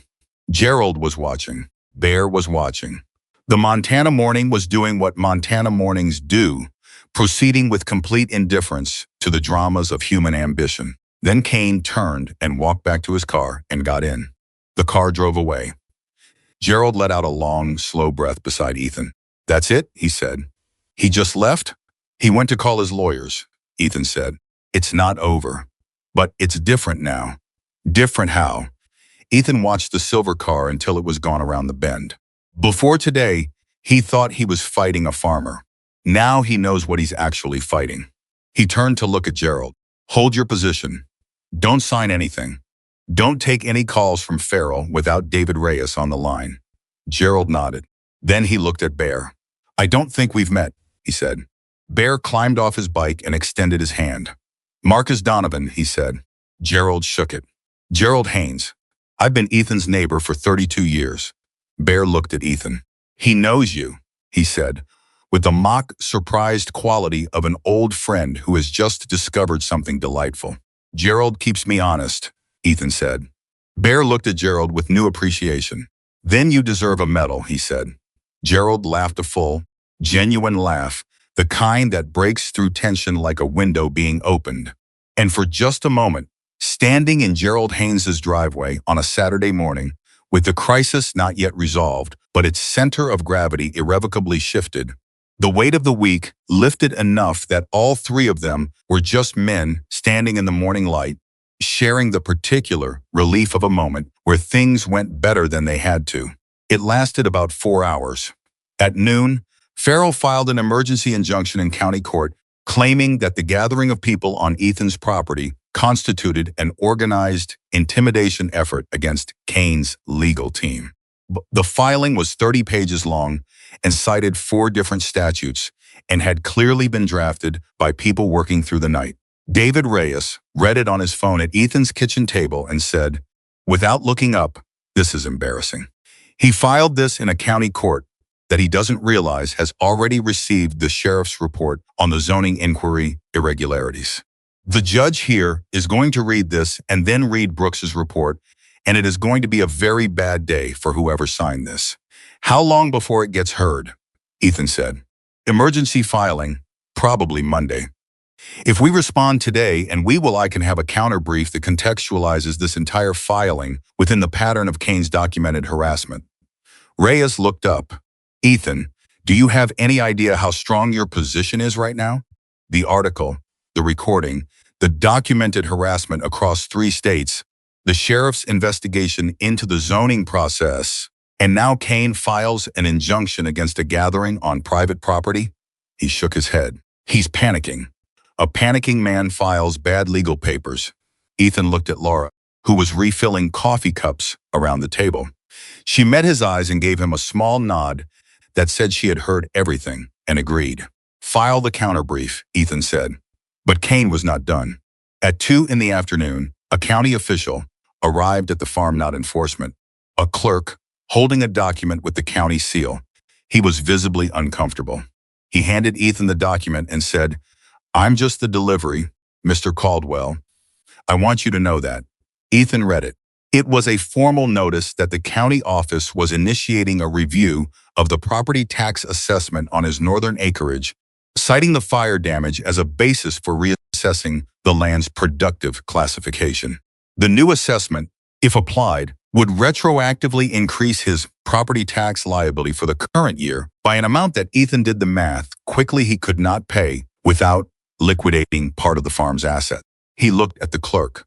Who authorized this? The clerk looked at the floor. Commissioner Walsh, he said. Today?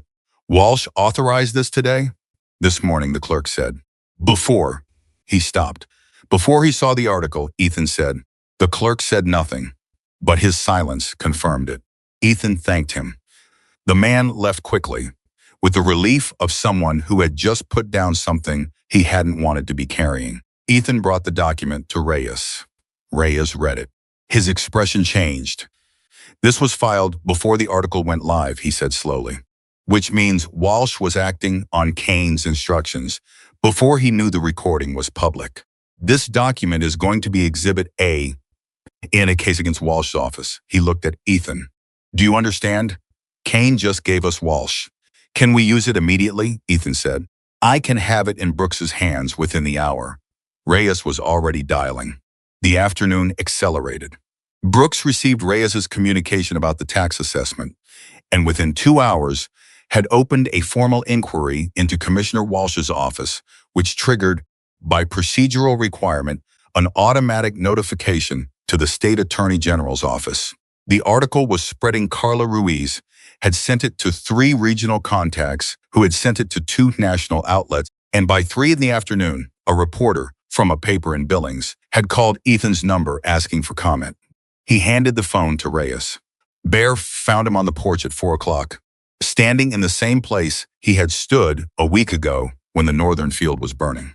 Except now the farm was full of people, and the crisis that had felt singular and isolating 7 days ago had become something shared, something with dimensions he hadn't anticipated, something that had grown beyond one man's land into something that mattered to more people than he had known were watching.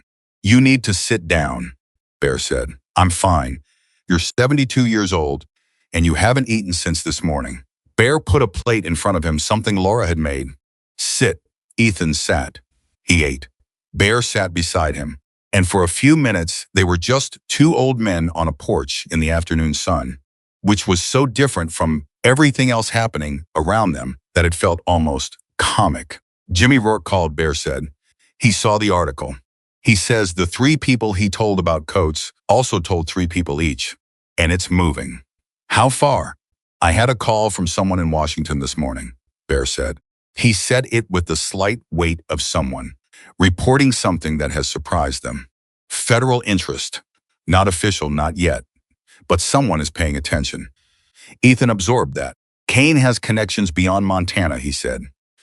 Which is why federal attention is dangerous for him, Bear said. If what he did in Wyoming, Montana, is part of a pattern across multiple states, that's not a local district attorney's case anymore. They sat with that for a moment. Bear, Ethan said, how long can you stay? As long as you need, Bear said simply. You have a life. All of these people have lives. Ethan, Bear's voice had the particular tone he used when he was done being patient about something. Do you remember what you did in the winter of 1991? Now, when my chapter was in a bad situation in Nevada and nobody who should have helped would. That was different. You drove 18 hours, Bear said. Alone. Nobody asked you to. You just showed up. You walked into a room where you were not particularly welcome, and you stood there until the situation resolved itself. He paused. Do you remember what you said when I thanked you? Ethan looked at the burned field. You said, this is what people do. Bear let that sit. It's what people do, Ethan. That's all this is. At 5:30, two things happened within minutes of each other. The first was a call from Carla Ruiz. Her voice had the quality of someone who has been running on adrenaline for 12 hours and has just had a reason to run faster. The Wyoming rancher, she said. He called me. His name is Dale Fenton. He sold his property to Kane after the fire. Because he had no choice, he had no proof. No money for a lawyer, nowhere to turn. He's been living with that for 14 months. She paused. He read the article this morning. He called me 2 hours ago. He wants to give a statement. He wants his name in the story. Ethan closed his eyes for a moment. Open them. Tell him whatever he needs to know about the legal protections available to him. Tell him David Reyes will talk to him tonight if he wants. Already told him, Carla said. He's in. Ethan Kane's pattern is going to be in tomorrow's follow-up. With two victims on record, a recorded phone call, documented evidence of municipal corruption, and now a federal. She stopped. Where did you hear about the federal interest? Same place you did. Probably, Ethan said. She laughed short, sharp, the laugh of a journalist who is inside a story that is bigger than she thought it was. I'm going to be writing for the next 12 hours, she said. Good, Ethan said. Write everything.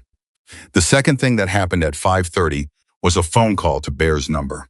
Bear answered it, listened for 45 seconds without speaking, and then said, hold on. He lowered the phone and looked at Ethan. Kane's personal assistant, Bear said. She's been with him for 9 years. She says she has Kane's internal financial records, the payments to the county officials, the payments to the men who set the fires, the documentation of how the money moved between Kane's personal accounts and his shell companies. He paused. She read the article this morning. She has a daughter. She says she's been afraid for a long time and she's done being afraid. Ethan stared at him. Her name is Patricia Huang, Bear said. She's been keeping copies of everything for 3 years. She says she didn't know what to do with it. She does now. The enormity of it hit Ethan quietly. Not with drama, he was too tired for drama, but with a deep, clean sense of something completing itself. A pattern that had been building for 7 days, for 6 months, for years in Patricia Huang's case, all of it converging on this afternoon, on this farm, on the burned northern field that was visible from where he was sitting. He thought about the corn stalk, the single green plant he had pulled from the burned soil and held up in front of Derek Stoll and 6 other men who were laughing at him. He thought about what he had told them. You boys have no idea whose land you just touched. Tell her to call David Reyes, Ethan said. Tonight. Tell her she's protected. Bear spoke into the phone for 30 seconds. Then he hung up. They sat in silence for a moment. Then Bear said, very quietly, Victor Kane doesn't know it yet, but it's over. Ethan looked at the burned field, at the ash-gray rows of what had been his season's crop, at the soil that had been contaminated and scorched and written off by a man who believed that what he could destroy had no value. Not yet, Ethan said, but it will be. He stood up from the porch step and turned back toward the barn, where 41 people were finishing dinner, and the sound of low conversation filled the evening air. Laura was in there somewhere, moving between people, making sure everyone had what they needed, being exactly who she always was, the kind of person who shows up without being asked and does the thing that most needs doing without making it about herself. Gerald Haynes had arrived at some point in the late afternoon and was sitting inside with Tommy Vega, talking about farming, which was what Gerald talked about when he was comfortable enough with someone to stop being careful. Old Pete Markham was there. Ethan wasn't sure how he'd gotten there. Pete didn't drive anymore. Someone must have picked him up sitting in the corner, telling a story that was making two of the younger riders laugh hard enough that the sound of it carried. Ethan stood in the doorway of the barn and looked at all of it. This was his land. These were his people, old friends and new ones, people who had come 1,000 miles, and people who had come 3, all of them gathered on the same ground that someone had tried to take from him by burning it. He pressed his hand flat against the door frame of the barn. He felt the old wood under his palm dry solid reel. The same barn that had hidden the vest for 35 years. The same barn where Laura had found him standing in front of what he had tried to leave behind. Behind him, the northern field waited in the evening quiet. It would be replanted in spring. But tonight it wasn't empty. Patricia Huang drove through the night. She arrived at Ethan's farm at 6 in the morning Sunday, the day after everything in a compact car with Wyoming plates and a cardboard box on the passenger seat that contained 9 years of her professional life organized into something that was going to end Victor Kane's. She was 44 years old, small, precise in her movements, with the particular composure of a person who has been holding themselves together through an act of sustained will for a very long time and is finally, carefully, allowing themselves to stop. Ethan met her at the end of the gravel road. She stepped out of the car and looked at him, at the vest, at the farm, at the burned field, visible in the early morning light, and then she looked at his face, and whatever she had been preparing to say seemed to reorganize itself into something simpler. I should have done this sooner, she said. It was the same thing Coates had said. Ethan was beginning to understand that this was what people said when they had carried something too long and finally set it down. Not an apology or reckoning. You're here now, he said. Same answer he had given Coates. He meant it the same way. He brought her inside.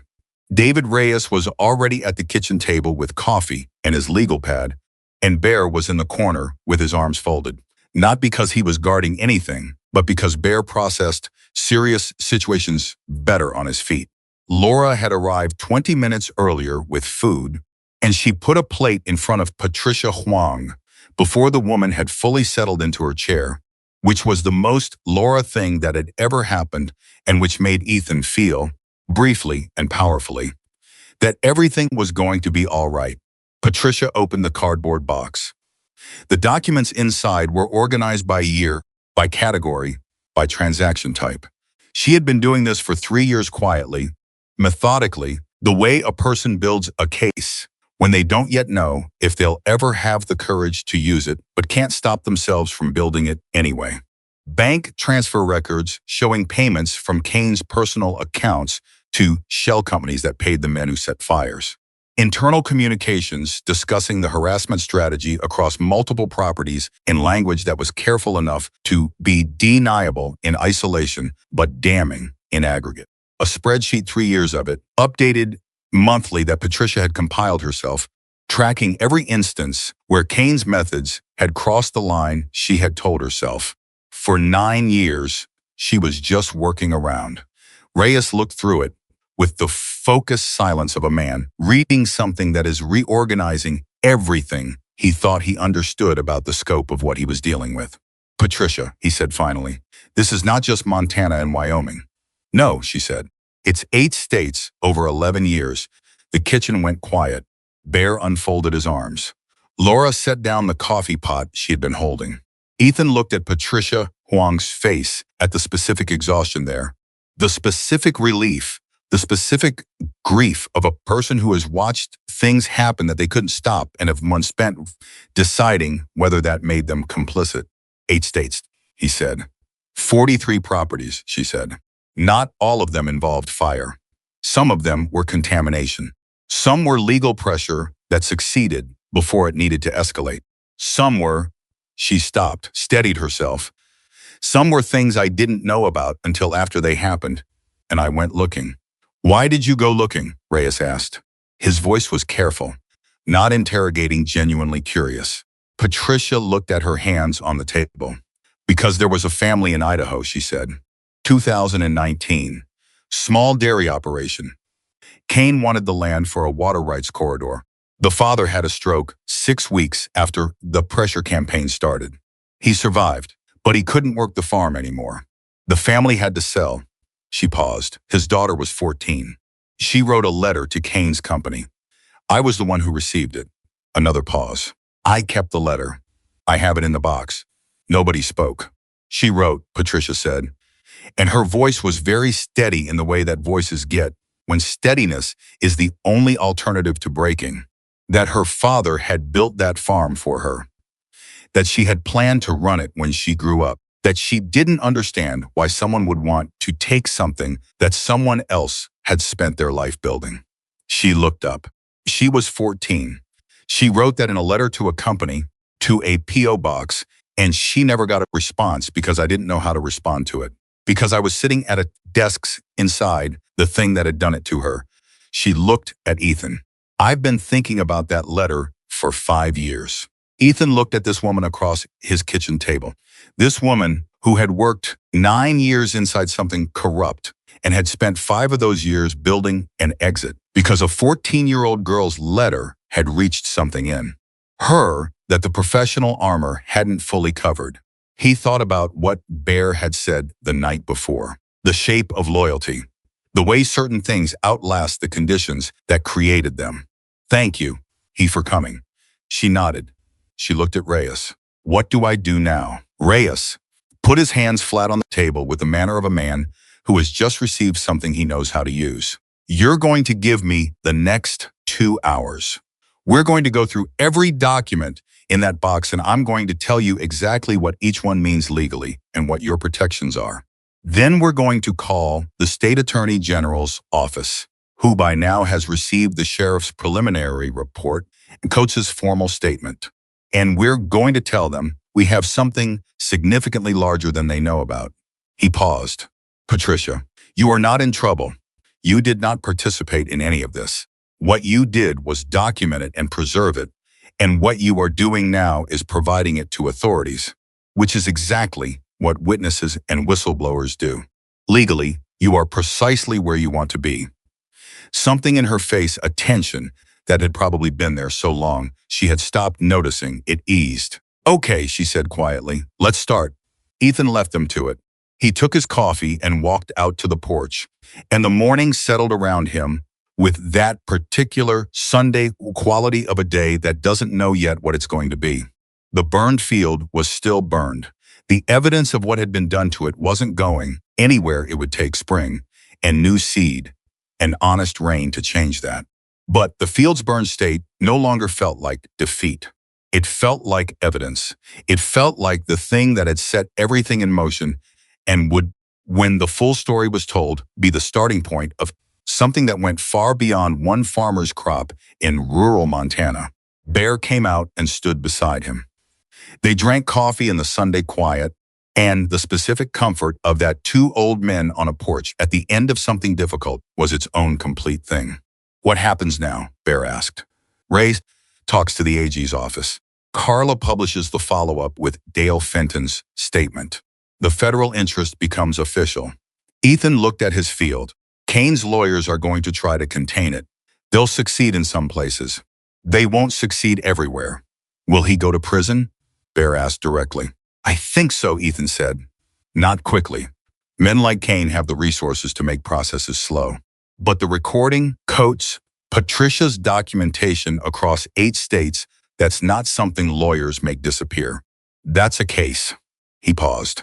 It's going to take time. Can you hold the farm through that time? Ethan thought about it. The insurance company is going to pay out now that there's a documented criminal origin for the fire. Gerald's lawyer filed a protective order on his land late last night. Reyes helped draft it. Walsh has suspended his own office's activity pending the Attorney General review, which means the tax assessment Kane arranged is frozen. He turned to look at Bear. Yeah, I can hold it. Bear nodded, drank his coffee. Then, the article is getting national attention. I know. A producer from a news program called Jimmy Rourke this morning. They want to do a segment. Probably want to talk to you. Ethan made a face. Bear laughed. That's what I thought you'd do.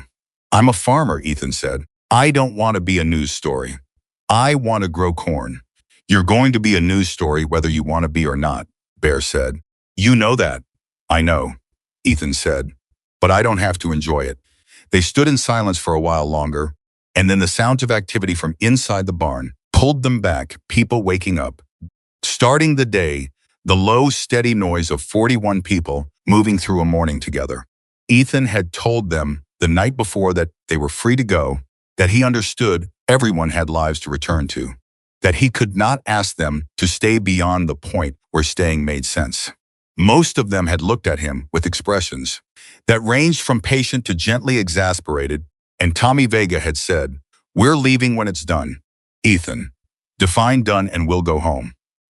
He had not been able to come up with an answer for that, so they had stayed. Monday came with more lawyers than Ethan had ever had occasion to deal with at one time. Reyes had spoken to the Attorney General's office on Sunday afternoon, and what had begun as a county-level arson investigation had, by Monday morning, acquired the particular weight of a case that multiple agencies were now involved in. A federal prosecutor out of Helena made contact.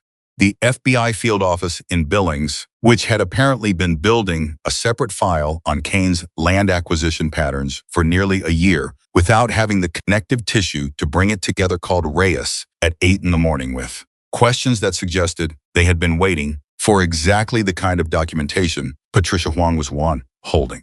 They've been watching him. Reyes told Ethan at the kitchen table, with an expression of controlled astonishment. They had suspicions about the shell company's structure, money, moving in ways that don't match legitimate development but they couldn't connect the shell companies to specific actions on the ground. Patricia's records are the connection. Ethan processed that. Kane has been under federal surveillance. Informal, watchful. The kind of attention that waits for something to break open the case. Reyes looked at him steadily. You broke it open, Ethan. Everything that happened this week, the article, Coates, Patricia, all of it, gave the FBI the nexus they needed. At 10 in the morning, Sheriff Brooks arrived at the farm with a document in his hand and the expression of a man who is professionally satisfied in a way he is working to keep from becoming visible. Victor Kane was arrested this morning, Brooks said. Helena, federal agents. He was picked up leaving a meeting with his lawyers. He looked at Ethan. The charges are federal wire fraud, conspiracy, obstruction. Montana state charges for arson are being filed separately. He paused. Commissioner Walsh resigned an hour ago. His attorney put out a statement saying, Walsh intends to cooperate fully. The kitchen was very quiet. Laura, standing by the counter, pressed her hand briefly over her mouth. Gerald Haynes, who had arrived early that morning and was sitting at the table with Reyes, put both hands flat on the surface and looked at the ceiling for a moment with the expression of a man releasing something he had been holding for a long time. It's done, Gerald said. The arrest is done, Brooks said carefully. The legal process is going to take time. Kane's lawyers will file motions. There will be a trial, probably a long one. But the weight of what they have, he shook his head slightly. His lawyers are going to earn whatever he's paying them. Brooks looked at Ethan. You should know that Farrell, Kane's lawyer, withdrew from representation this morning. He can't represent a client who is facing federal charges that his own filings are now evidence in. Ethan nodded slowly. One more thing, Brooks said. He looked slightly uncomfortable, not reluctant, but aware that what he was about to say existed outside the clean lines of his professional role. I owe you an apology. You don't, Ethan said. I do. I told you to be patient. I told you the timeline might be longer than you wanted. I was trying to work within a system that Kane had already compromised. Brooks, stopped. You trusted me with what you were doing and you gave me the space to do my job right. I'm not sure I deserve that trust. You investigated honestly, Ethan said. Inside a system that someone was working against you. That's not something to apologize for. Brooks held his gaze for a moment. Then he nodded once, with the particular economy of a man who doesn't need more than that. He shook Ethan's hand and walked back to his vehicle. Laura waited until the sheriff's car had pulled away. Then she said, I'm going to need to sit down. She sat. She looked at Ethan with 22 years of friendship in her face and something larger that didn't have a simple name, something that was relief and vindication and the particular emotion of watching someone you care about survive something they shouldn't have had to face in the first place. You did it, she said. We did it, Ethan said. He looked at Gerald, at Reyes, at Bear in the doorway. All of it. Bear said nothing. He just nodded once, which was sufficient. The afternoon was quieter than any afternoon had been since the fire. The noise of crisis, which had become so constant over the past week, that Ethan had stopped noticing it the way you stop noticing a sound that never stops, was absent. People were still at the farm, but the quality of their presence had changed. The purpose that had held 41 people in a single direction had accomplished what it needed to accomplish, and now they were simply people in a place, talking, eating, existing together without the particular urgency of an ongoing emergency. Ethan walked the burned field alone in the late afternoon. He did it slowly, the way he had walked it. The morning after the fire, crouching at intervals, pressing his fingers into the soil. The soil was damaged. He had known that from the beginning. Full recovery would take 2 full seasons, careful replanting, deliberate nutrient restoration, the patient work of giving back to ground what had been taken from it. He was 72 years old, and he had no illusions about how much time that represented in the specific arithmetic of a man his age. But he was not afraid of the work. He had never been afraid of the work. He stood at the center of the burned field and turned in a slow circle, looking at the edges of his property, the fence lines, the barn, the farmhouse, the kitchen, garden behind the house, where Margaret's lavender still grew along the border, green and alive, untouched by the fire because it was far enough from the northern field, and because some things persist regardless of what tries to stop them. He thought about the night of the fire. Standing in this exact place, in the smoke, holding that single green cornstalk, looking at the men who had done this, and saying the only thing that was true to say. He hadn't known then, not fully, what those words would set in motion. He had known that he meant them. He had known that the men laughing at him were laughing at a version of him that didn't exist, that had never fully existed, even during the 32 years of farming. Because you don't stop being what you are just because you stop doing what you were doing. You carry everything forward, the best parts and the hardest parts, the love and the loss and the 15 years on the road and the 32 years in the soil. All of it in the same body, on the same land, under the same Montana sky. He pulled a handful of burned soil and let it fall through his fingers. Spring, he thought. We start in spring. Tommy Vega found him there. He walked out to the field with his hands in his jacket pockets and stopped a few feet away and stood beside, looking at the burned rows without saying anything for a while, which was the right instinct and made Ethan think better of him than he already had. My father talked about you, Tommy said finally. Not constantly, not like a story. More like, you know how sometimes a person mentions someone's name and you can tell just from how they say it that the person mattered. That's how he said yours. Ethan looked at him. He said you sat with him for 3 nights, Tommy said. He said you talked to him. Not about anything particular. Just talked. He said that he was most afraid of was dying alone, and you made sure he didn't. He paused. I was locked up. I couldn't get there. And you were there. He was a good man, Ethan said. He was, Tommy said. Because of people like you, people like him got a chance to be what they actually were instead of what the worst moments of their lives tried to make them. He looked at Ethan. I know I don't need to be here anymore. You've got this. I know that. But I wanted to be here anyway. A pause. I wanted to be here for the same reason you were in that hospital room. Because it mattered. Because he mattered. Because you matter. Ethan stood in the burned field, looking at Tommy Vega's face, a man he had first seen as a 12-year-old boy being driven to a hospital that his father might not survive, a boy who had grown into this, standing here, and he felt something move through him that was too large and too specific to call by any single name. Not grief, though it contained grief. Not gratitude, though it contained that. Something more fundamental. The specific feeling of a life that has been lived in a way that reaches forward, that connects moments separated by decades, that turns one night in a hospital room into a man standing in a burned field 35 years later because he wanted to be here. Thank you, Ethan said. He said it the way he meant it without qualification, without the deflection that pride often disguises as humility. Tommy nodded. They stood together in the field for a little while longer. That evening, people began to leave. Not all at once, gradually, in the way of people who have been somewhere that mattered and are not in a hurry to put it fully behind them. Goodbyes were long and physical handshakes that became embraces. The particular quality of farewell between people who may not see each other again for years, but understand that what connects them is not diminished by distance or time. Ethan stood at the edge of the property and shook hands and received embraces, and said names he had carried silently for 35 years out loud in the Montana evening air. Preacher stopped in front of him and held both his hands for a moment. I pray for people, he said. Every morning. You've been on my list for 35 years. Ethan didn't know what to say to that. He said nothing. He held Preacher's hands. Keep farming, Preacher said. It suits you. Sandra Kowalski's husband, Dennis, a solid, quiet man in his 60s who had said very little all weekend, but had been consistently present, consistently useful, the kind of man who shows up and does what needs doing without announcing himself, stopped and looked at Ethan and said, my wife sends her love.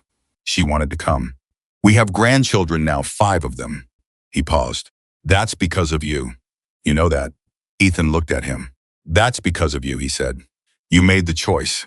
All I did was make sure you had time to make it. Dennis shook his head slightly. We know whose it is, he said, and left. By 9 o'clock, only Bear remained. He was sitting on the porch step, the same step where he had sat the morning before, where he had made Ethan eat with a cup of coffee, going cold in his hands, and the particular quality of a man who is in no hurry and knows it. Ethan sat beside him. For a while they didn't talk. The farm was quiet in the way it was always quiet on a Sunday night, which was the same quiet it had always been, but charged now with everything that had happened inside it this week. Everything that had been resolved, and everything that was still unresolved, and everything that would take the slow, patient time of legal processes and seasons to fully become what it was going to become. Gerald called me this morning, Bear said. Ethan looked at him. Gerald called you? Ask for my number from Laura. Bear's expression had something in it that was almost amused. He wanted to know if I'd be interested in helping rebuild the irrigation system on the northern field in the spring. Ethan stared at him. I told him I'd have to check my schedule, Bear said. Bear, I also told him probably yes. Bear looked at him sideways. You got a problem with that? You live in Nevada, Ethan said. Montana's not that far, Bear said. Ethan looked at him for a long moment, at the man who had ridden through the night, who had answered the phone at midnight after 35 years of silence, who had said we weren't repaying a debt and had meant it so completely that there was no point arguing with it. No, Ethan said. I don't have a problem with that. Bear nodded. He drank his cold coffee. Then, you know what I was thinking about? Riding up here? I was thinking about that winter in Nevada. 1991. You drove 18 hours, I remember. You walked into a room full of people who didn't necessarily want you there. You sat down. You didn't apologize for being there. You just, Bear shook his head.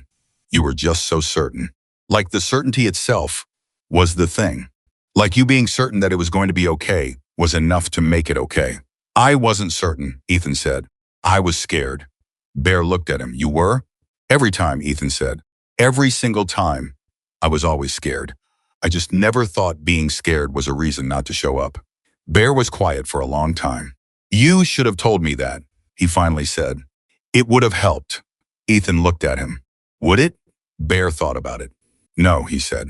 Probably not. They both laughed. It was the laugh of two old men who know each other well enough to be honest and have enough history together that honesty is funny sometimes, which is one of the underrated gifts of a long friendship. Laura's car pulled up at 9:30. She came up to the porch with her hands in her coat pockets and looked at the two of them and said, "You both look terrible." "Thank you," Bear said. She sat on the top step, and the three of them sat together in the dark with the sounds of the Montana night around them, the specific sounds of this place that Ethan had been listening to for 32 years, that Margaret had loved, that he had built his life inside. "What happens to the farm now?" Laura said, not anxiously, just asking, wanting the full picture. "The insurance pays out for the crop loss," Ethan said. "The tax assessment is dead. The zoning inquiry is dead.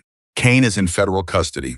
Walsh is cooperating." He paused. "In the spring, we replant." "We," Laura said. "Gerald's offered his equipment," Ethan said. "And apparently," he glanced at Bear. "I'll be here," Bear said. Laura looked between them. Then she said quietly, "Margaret would have loved this. All of it. Not the fire, not that. But this. Right now, this porch." Ethan looked out at the dark farm, at the invisible burned field, at the kitchen garden where the lavender was doing whatever lavender does at night, which is exist quietly and smell like the person who planted it. "She would have made fun of all of you," he said. "Oh, absolutely," Laura said. "She would have been merciless." Bear laughed. "I'd have loved her for it." "She would have liked you," Ethan said. "She liked people who didn't pretend." He felt her then, the way he sometimes did on this porch in the evening, not as something supernatural, not as anything he would have been able to explain to another person, just as a quality of the air, a presence in the land, the particular way that the people we love become part of the places they inhabited, so that the place itself becomes a form of memory. He had thought, for 32 years, that leaving the brotherhood meant leaving that chapter of himself behind. He had thought the vest in the barn was a relic, something from a finished story. He had thought that the people from his former life were gone in the way that everything goes, not dead, but past, belonging to a time that no longer touched the present. The last 10 days had told him something different. The things that are real do not stop being real. The loyalty that is built on something honest does not dissolve when the circumstances that created it change. The people who were shaped by the same fire, the same years, the same roads, the same choices made in difficult rooms carry each other forward in ways that are not diminished by time or distance or the ordinary separations of different lives. Bear left at 10 o'clock. He stood up from the porch step and looked at Ethan with 35 years of brotherhood in his face and said, "Spring, spring," Ethan said. They shook hands. Bear held it for a moment, the grip of a man who is saying something that requires more than words. Then he walked to his bike. The engine turned over. He rode down the gravel road, and his headlights swept across the burned northern field for a moment. As he turned onto the highway, one moving light passing over the damaged earth, the way a hand passes over something it intends to return to, and then the light was gone, and the sound of the engine faded, and the farm was quiet again. Laura stayed another hour. She washed the last of the dishes without being asked, which was entirely Laura, and then she put on her coat and looked at Ethan and said, "You know the whole town is going to be different after this." "I know," he said. "People saw something this week. Not just the arrest. Not just the article." She paused, choosing words with care. "They saw what it looks like when somebody refuses. When somebody says no and means it and stands in the place they're standing in and doesn't move." She looked at him steadily. "That matters, Ethan. That kind of thing, people carry it forward. It gives them permission." He thought about what she was describing, the quiet way that one person's courage becomes a kind of loan to the people around them. He thought about the 14-year-old girl in Idaho who had written a letter to a P.O. box and never gotten an answer, and about Patricia Huang, who had kept that letter because something in her was waiting for the moment when the answer to it was possible. Permission, Laura had said. Yes, that was exactly what it was. She left. Her car disappeared down the road, and Ethan Caldwell stood alone on his porch for the first time in a week. In the specific quiet that comes after something large has passed through a place and left it changed. He looked at the farm. At all of it, the barn where the vest had hung for 35 years, the kitchen garden where the lavender lived, the burned northern field that was waiting for spring, the farmhouse that had been his and Margaret's and was now his alone but was not, had never been truly alone. He was 72 years old. He had been a young man in leather on open roads, and he had been a husband, and he had been a farmer, and he had been, this week, something that didn't have a clean category, something at the intersection of all the things he had ever been, standing on his own land in his own name, refusing to be moved. He reached up and put his hand on the back of the vest. He thought about wearing it in the spring. When the replanting started, when Bear came back and Gerald brought his equipment, and the work of restoration began in the honest, patient, physical way that restoration always begins with hands in soil, with seed in ground, with the specific faith of a farmer who plants knowing he will not see the harvest for months, but plants anyway. Some things you know about yourself that you never say out loud because saying them would make them smaller than they are. Ethan knew that he would be all right. Not because the danger was over. The legal process would take years, and there were other Victor Kanes in the world, and the 42 acres he farmed would never be anything other than exactly what it was. A small farm in rural Montana, modest by any measure, invisible to most of the world. He would be all right not because his life had become large, but because it had always been exactly large enough. He had built something worth protecting. He had protected it. He had let the people who loved him help him protect it, which was the hardest part, the part that required the most courage, harder than standing on the porch in front of 3 black trucks, harder than putting the vest back on, letting people in, letting them show up, letting what was real between him and the people from his former life be real again, without apologizing for it or minimizing it or pretending it had fully ended when he drove away from it at 37. He went inside. He took off the vest. He folded it carefully on the kitchen table, not to put it away, not to lock it back in the barn, just to fold it, to let it sit there in the light of his kitchen like what it was, a part of him that had always been there, that had never required the barn, that had simply been waiting for the moment when it was needed. He sat at the table. He put his hands flat on the surface beside the vest, the way he had done in the worst moment of the week, feeling the solid weight of his own life under his palms. Outside, the burned northern field was dark and quiet and full of everything it was going to become. Victor Kane had looked at Ethan Caldwell and seen an old farmer alone on 42 acres, easy to break, easy to buy, easy to burn. He had not seen the 15 years on the road. He had not seen the people whose lives had been altered by a man who showed up when it mattered and asked for nothing in return. He had not seen the 35 years of quiet, earned goodness, the kind that doesn't announce itself, that doesn't require an audience, that accumulates in the memories of the people it touches like interest in an account nobody ever empties. He had not seen what kindness builds in the dark, over decades, in the hearts of people who never forget, and that precise and catastrophic failure of vision was how Victor Kane lost everything. Because the world's most powerful force is not money, and it is not fear, and it is not the leverage that one man holds over another through threats and paperwork and men who drive black trucks in the night. The world's most powerful force is a life lived so honestly, so generously, so fully in service of the people around it, that when the moment of reckoning comes, when the fire is lit, when the smoke rises, when the men are laughing, 41 people get on their bikes without being asked. Some legends don't disappear. They simply wait in the quiet of an ordinary life for the moment they are needed again. And when that moment comes, they do not hesitate. They ride.